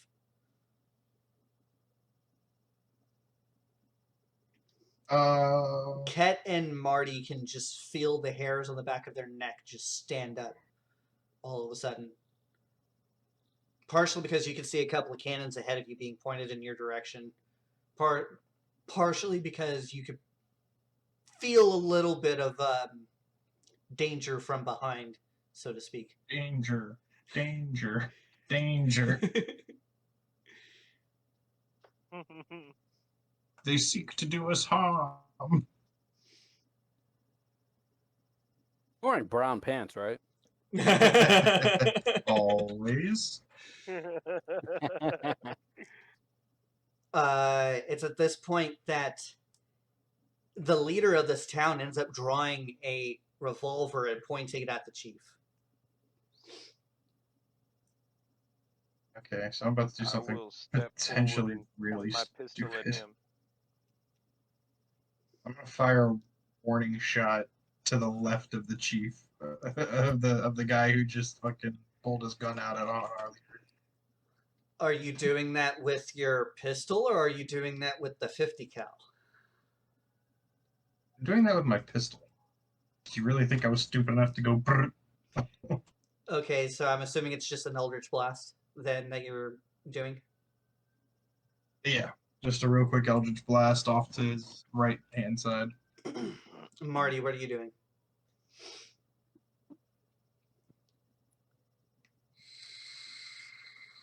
I'm going to the guy with a somebody with a cannon in front of me. Yeah, maybe I'm gonna 300 feet up and off to your right, and then another 300 feet up and off to your left on two buildings flanking, pretty much. They are pointed to, in your general area. I can't hit that, can I? I think you said range was 200 feet. Yeah. Beans. I'm gonna train my lever action on Pimps McGee. It's McGee. It's at that point, Pimps McGee, I guess that's what we're going to call him now. Pimps McGee, he reflexively ducks whenever Morgrim fires his Eldritch Blast at him. But he then regains composure and keeps the gun trained on the War Chief. You guys want to give me an insight check on the War Chief?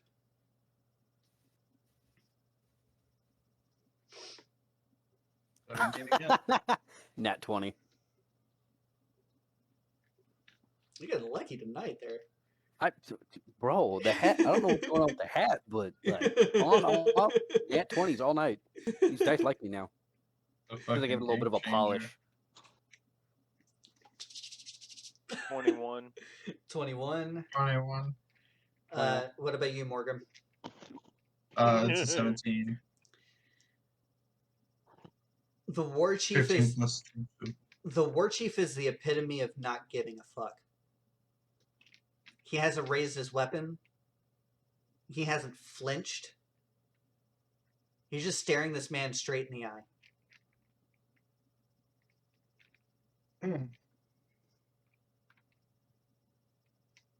But his eye is twitching. You see him kind of narrow his eyes. He's so mad. You're gonna. I think you're gonna get it later, but I'm not quite sure what Warren wants to do with that. But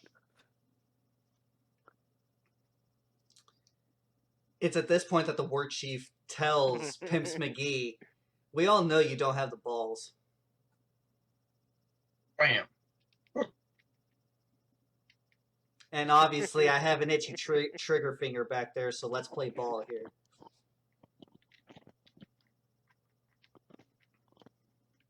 Kind of holler out, "Give me a fucking reason."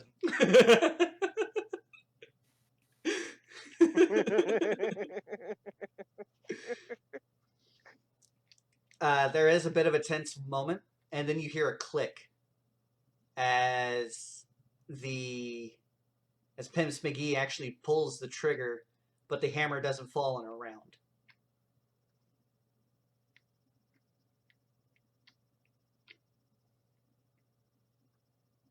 Marty looks like he wants to do something. I was actually stretching my eye. Oh. Ket? Um, Oh, yeah, we'll go to Marty. I'm going to.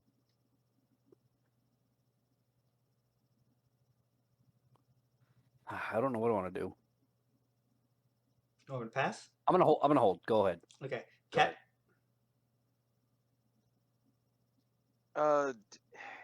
Yeah, I'm gonna wait and see how the chief responds to that. I think for now I'm just like my eyes are gonna get real wide, but I'm just gonna hold. 2 simple words come out of the chief's mouth. Told you.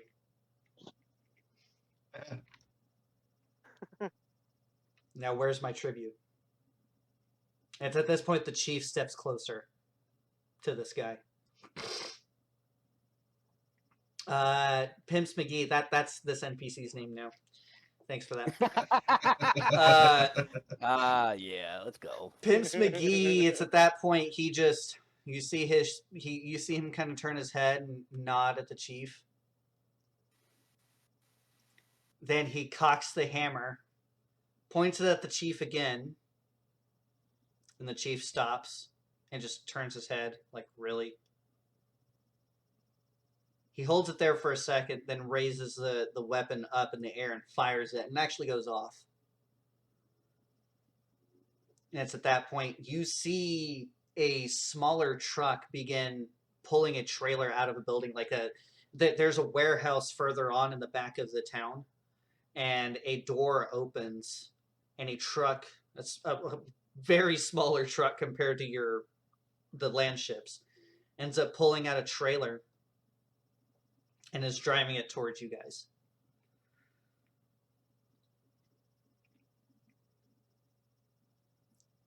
And the chief, all he does is he nods.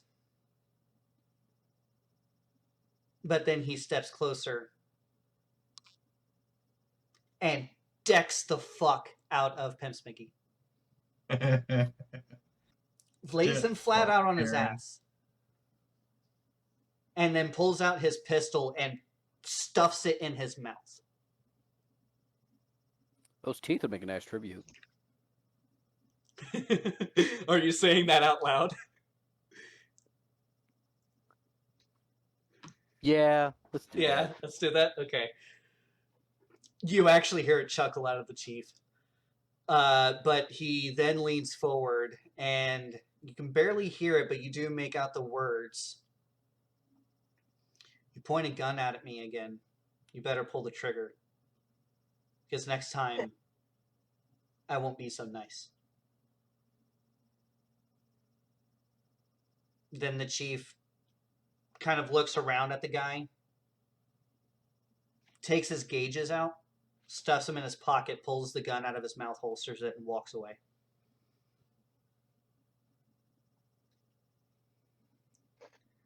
But the trailer is hooked up to the main truck. The Braves, they still hold their formation. And it's at that point that that Pimps McGee, he stands up again. He fires another round in the air. And his men withdraw, but out of another house, a woman is being dragged out, and there's a group of guys bringing a table out too. She's strapped to the table, and the table is kind of leaned up, like it's on a ratcheting system to where it can actually lean up at an angle. And is anyone familiar with how the Aztecs used to sacrifice human, conduct their human sacrifice? Something about removing the heart While the person is and alive? tossing it down a flight of stairs? Yes. You are currently seeing that in the process. And over the screams, you can just hear Pimps McGee say, "To another harvest," and he walks away.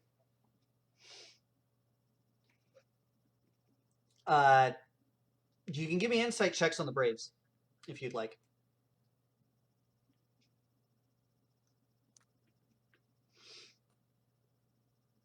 Man, that man's kind of beefy right there, holding that 240 all sexy like What'd you actually get? a 2. 19. 19. Ket, you get the feeling that it's taking everything in these Braves' power not to just start killing this entire town. I would definitely share that sentiment. What about you, Morgan? What was your check? 13. You kind of feel the same sentiment, or feel the same, I guess, vibe that that Ket is seeing. Okay. But without a word, business as usual. You guys hook up the trailer. The war chief tells you guys to hop back in the cab, and you end up driving forward. It's at this point that the sacrifice is done, and they begin moving her out of the street. But at the last second, they throw her under the tires, and you guys are forced to run her over. Well, what's left of her. But you end up driving out of the town, wheeling back over to the rest of the tribe, and you just see the war chief pick up the comm and say, "Let's get the fuck out of here. I'm done with this place." And you are hearing a lot of engines roar to life, and the entire procession just makes a wide berth around this town, that gets back on the road and drives off. And I think that that's where we're going to call it a night. So, we will roll the dice of destiny to see who's going to give us. Fiends. Did you want to say anything before we go? But like role play anything out before we go? I'll give you guys that No. chance. Oh. I'll give you guys that chance. I won't end it just yet. I'm gonna look at Ket and say, I always did hate coming to this place.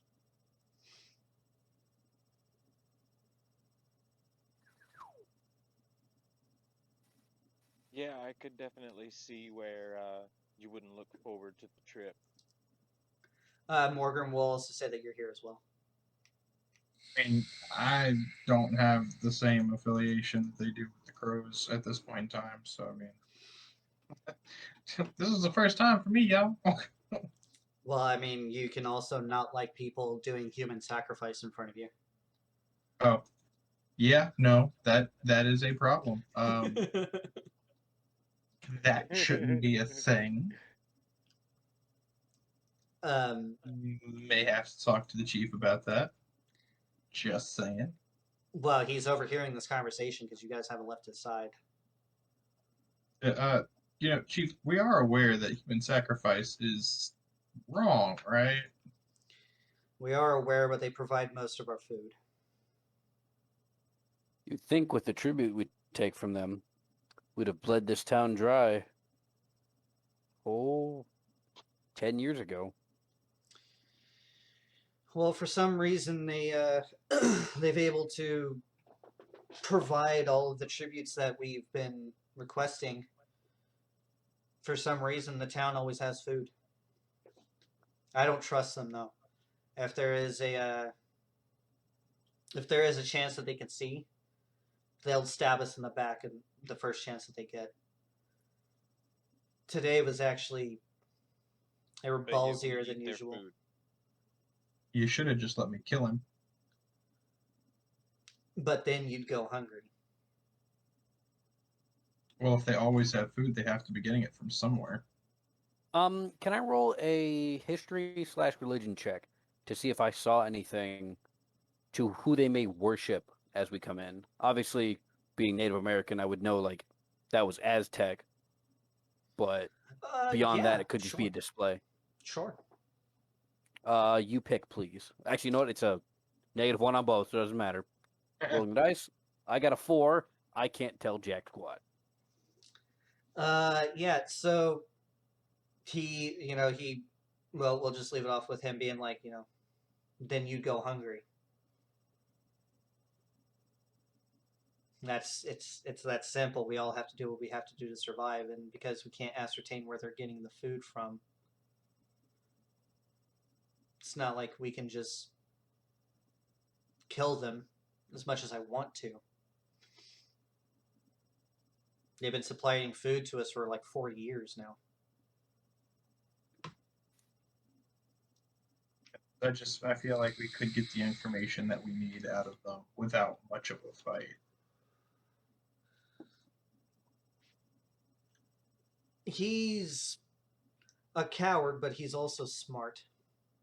He wouldn't tell any of his men where the food comes from, and out of spite, he'd probably shoot himself before telling us.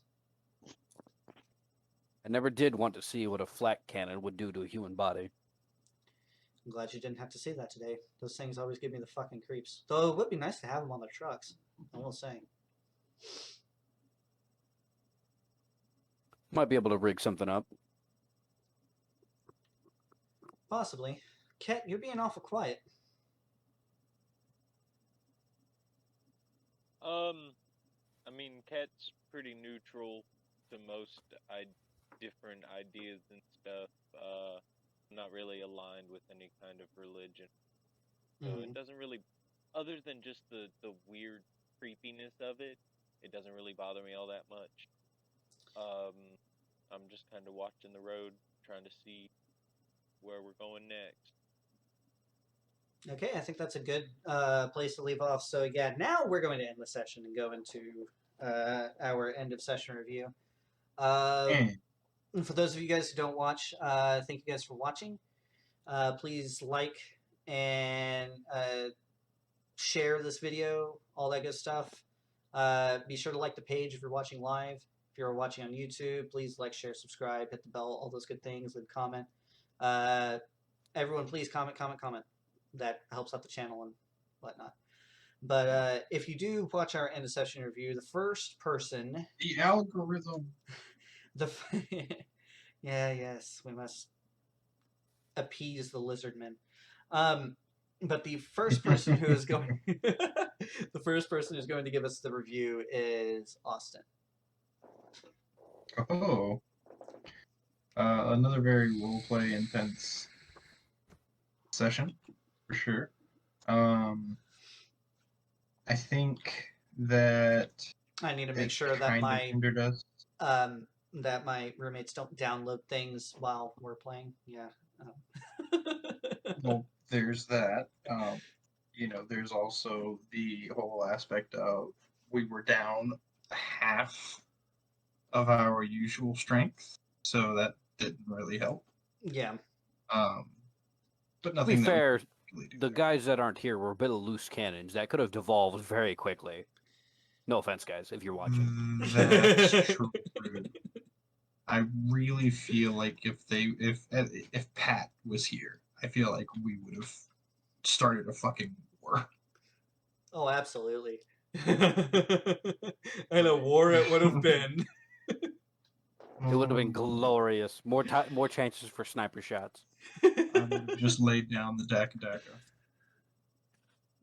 But I mean, overall, it was good. It was very, very story driven, very interesting. So that was a good bit for it. Yeah, I know it was kind of slow on the role play. I was trying to expose you guys to different aspects of this world, different ways that this new culture views things. Like with the celebration of death thing. Because you guys have pretty much grown up in a world where death is a normal thing. The crows, what I was trying to get across was the crows have developed a way to cope with that, and that is, create more life and keep on going, kind of thing, keep surviving. So I'm hoping that you got a little bit of that, even though it kind of devolved a little bit, especially with Pap. This motherfucker. I think it'd be interesting to see. I mean, now we know where our food comes from, and we know that they have a way of getting plentiful amounts of it. So I feel like we have a changeling. We should probably use that to our advantage, fight where the food comes, kill the traitors, and take Take the supply for your own. That's an idea. That is an idea. Wow, I had no idea what you just said. Yeah, I don't know what you just said because you were like, you kind of cut out there for a second. But yeah, like take the supply for your own and just cut out the middleman, slaughter the entire town. Do the huge. But essentially. yeah, we'll definitely have to see about that later on down the road. We're going to move on to Mykel. Mykel, what did you think of the session? Yeah. It was fun. I enjoyed having the celebration and everything. Enjoyed being able to further help Riley. Mhm. Kind of on the fence about that whole situation. Kind of, sort of want to try to make something of it. I don't really know. We'll see how that goes. But yeah, it was kind of cool. Got to be on the front lines with the chief. I was ready to fucking blow if some shit popped off, man. I was fucking there. I was in the zone. I was ready. Glad it didn't though. Dice in hand. Let's do this God. shit. um, yeah. So, any cons that you have for the session, other than my shitty internet? Fix it. I mean, I'm really the last person who will ever complain about someone else's shitty internet because I am right there fucking with you, dog. No. Other than that, I think it went good. Okay. What did you think about the Chiefs not I giving don't a really fuck? have any complaints that I can think of, man. Yeah, it was great. It was expected. Like I pretty well figured that he was a level-headed guy, kept his cool. I really didn't expect him to make too much of it. I could kind of tell that this guy was just kind of compensating for whatever Mhm. lack he had, and just trying to make a big fuss over nothing. Chief was like, "We've done this before. Let's just cut to the chase." And dude was just being a dumbass. So my only regret is that I was not the one who got to sock him in the face. Yes. So, Ket, ladies and gentlemen, the bloodthirsty changeling. um. So now we're gonna go to Marty. Baker.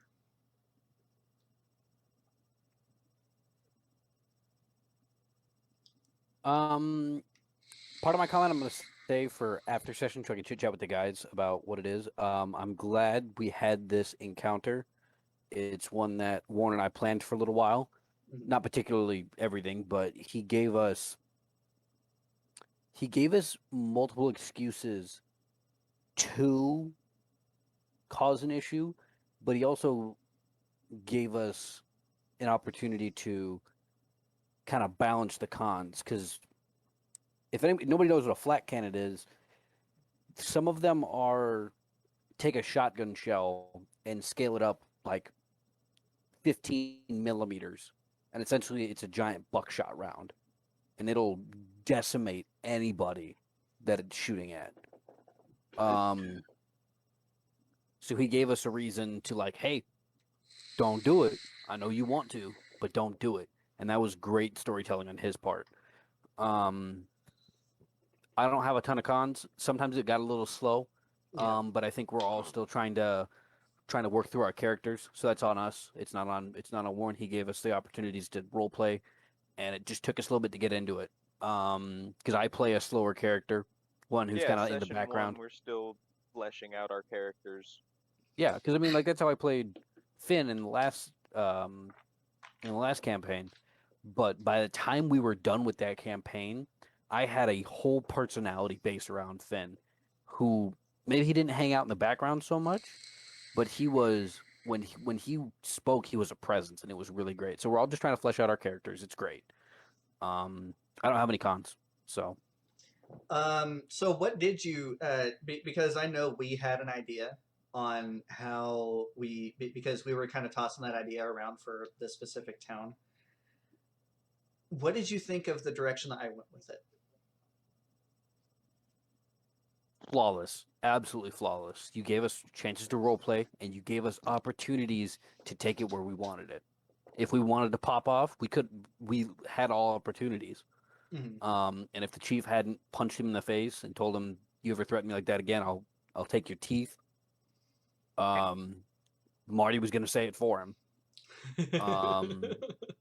You gave us ample opportunities to try to flesh out our characters, and we all did great. I know like this. I don't think you were quite sold on the idea when I was talking to you about it because this was still like super early in the campaign process. But this was a town that I was like, I really want these characters to come into this town and see, you know what? It's not all sunshine, rainbows, and saving people from bandits. Mhm. You're gonna have to do dealings with people you don't like because it's food, water, fuel, whatever, Mhm. and you need that supplies, and they may be getting it through immoral means. So But as long as it feeds the tribe, I mean, you kind of have to make a deal with the devil and bite the bullet on it. So Mhm. yeah, aside from the internet shitting out, I'll have to coordinate with my roomies while I'm still here to ensure that that doesn't happen again. And I do want to apologize to you guys, not only to my players but to everyone watching for my internet shitting out. But you know, we got it fixed. We jumped back in the role play relatively seamlessly. I will say I did want you guys personally to spend a little bit more time in the city, um, just because, yeah, the interaction with the latest town. Um, I mean, that was going to be coming up regardless, but I'm also trying to give you guys opportunities to explore, to look for new stuff. Um, but the thing is I can't show you those new things if you guys don't take that opportunity. Like me and Baker said before we started this, it would behoove you to explore this world because not only are you guys exploring it for yourselves, you're also exploring it for the audience as well.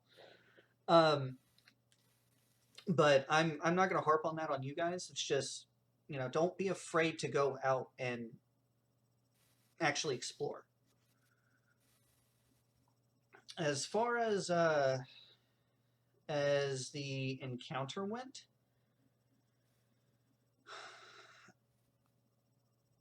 I will admit the flat cannons were kind of a last minute addition. But I did that because, you know, one, it's a helpful tool that might help us later. Two, you know, I did want to show that, you know, there are multiple reasons why the crows, because we all know how they are, you know, they're honor bound, they try to protect as many people as they can. But, you know, even the crows getting into a war with these guys would be, you know, that there would be heavy losses. The crows would still most likely win just because they have more vehicles. They have more guns pound for pound, but the enemy has bigger guns than them. So I mean the trucks could get damaged. If the trucks get damaged, that's them not moving. That's them not taking tribute, and that's also them not protecting the wasteland.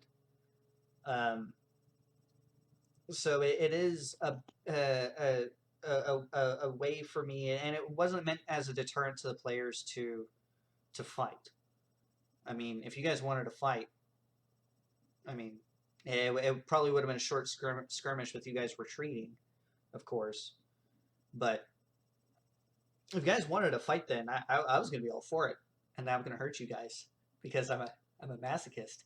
Um, terrible person. but no, you guys did fairly well. We did hesitate a little bit on the role play. We need to get a little bit more comfortable with our characters. Um, I think that's all I got. Can I make a suggestion on that? Yeah, go ahead. I honestly think that it worked a little bit better because, like, you just kind of turn us loose, like, all right, role play's on you, and we're all just like, So when you noticed that, you immediately you started calling on us one by one. Mhm. So that's kind of elementary schoolish, but it would almost help prompt each individual person to do their part and say their part if you would just do that and call on Go. us one by one and say, hey, what are you doing? All right, cool. What are you doing? Just go like that. Yeah, I guess I'm a little used to about the mid to the end of the previous campaign that we played, where like, okay, so it's y'all, and then everyone's trying to say something, and then I have to go, okay, whoa, hold on a second, let's go with this guy first, because everyone wanted to say something or do something. But also about mid to late in the campaign, everyone was comfortable with their characters, so if me kind of calling on you guys to be like, okay, so now that you're faced with this situation, what are you doing? I can definitely do that some more if that's what would make you guys a little bit more comfortable. Yeah, I'll definitely take that into consideration, and I'll do that more in the future. But whenever I turn it over to you guys, I mean, there are some situations where like I don't even role play. I just sit back, hit my vape and just watch with eyes wide open as the players just role play and they talk and they argue and things like that. I see us being able to get to that point. It's going to take a little bit for the party to get comfortable with their characters and actually get into Well, them. also, our social butterfly had to dip out, and it's not an issue. I mean, but Yeah. but you handled it perfectly when you're just like, all right, go. All right, nobody's doing anything. All right, you goofy, Mm-hmm. what are you gonna do? Yeah. You did. Honesty was great, and you know what? I think something we didn't do last session that we definitely should have done is don't be afraid to ask another player a question about who his character is.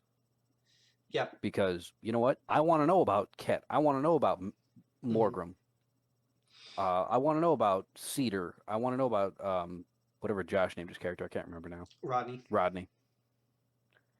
Wow, that was a wild guess. Nice. uh, He would name it something dumb like that. yeah, Rodney Smalls. Yeah, that. My God. Anyway, Tommy Smalls. if no one has anything else left to say, does anyone have anything else left to say? I'm getting those. For the viewers, the world has much similarities to the one we're playing right now. Mhm. People, if they decide to, will walk on you. Something that I had to learn too late in life. Don't be afraid to say no. Yeah, I'm so still don't struggling do with drugs, that. My parents are kids. still struggling with that. Don't Don't do be afraid drugs, to say no to kids. somebody.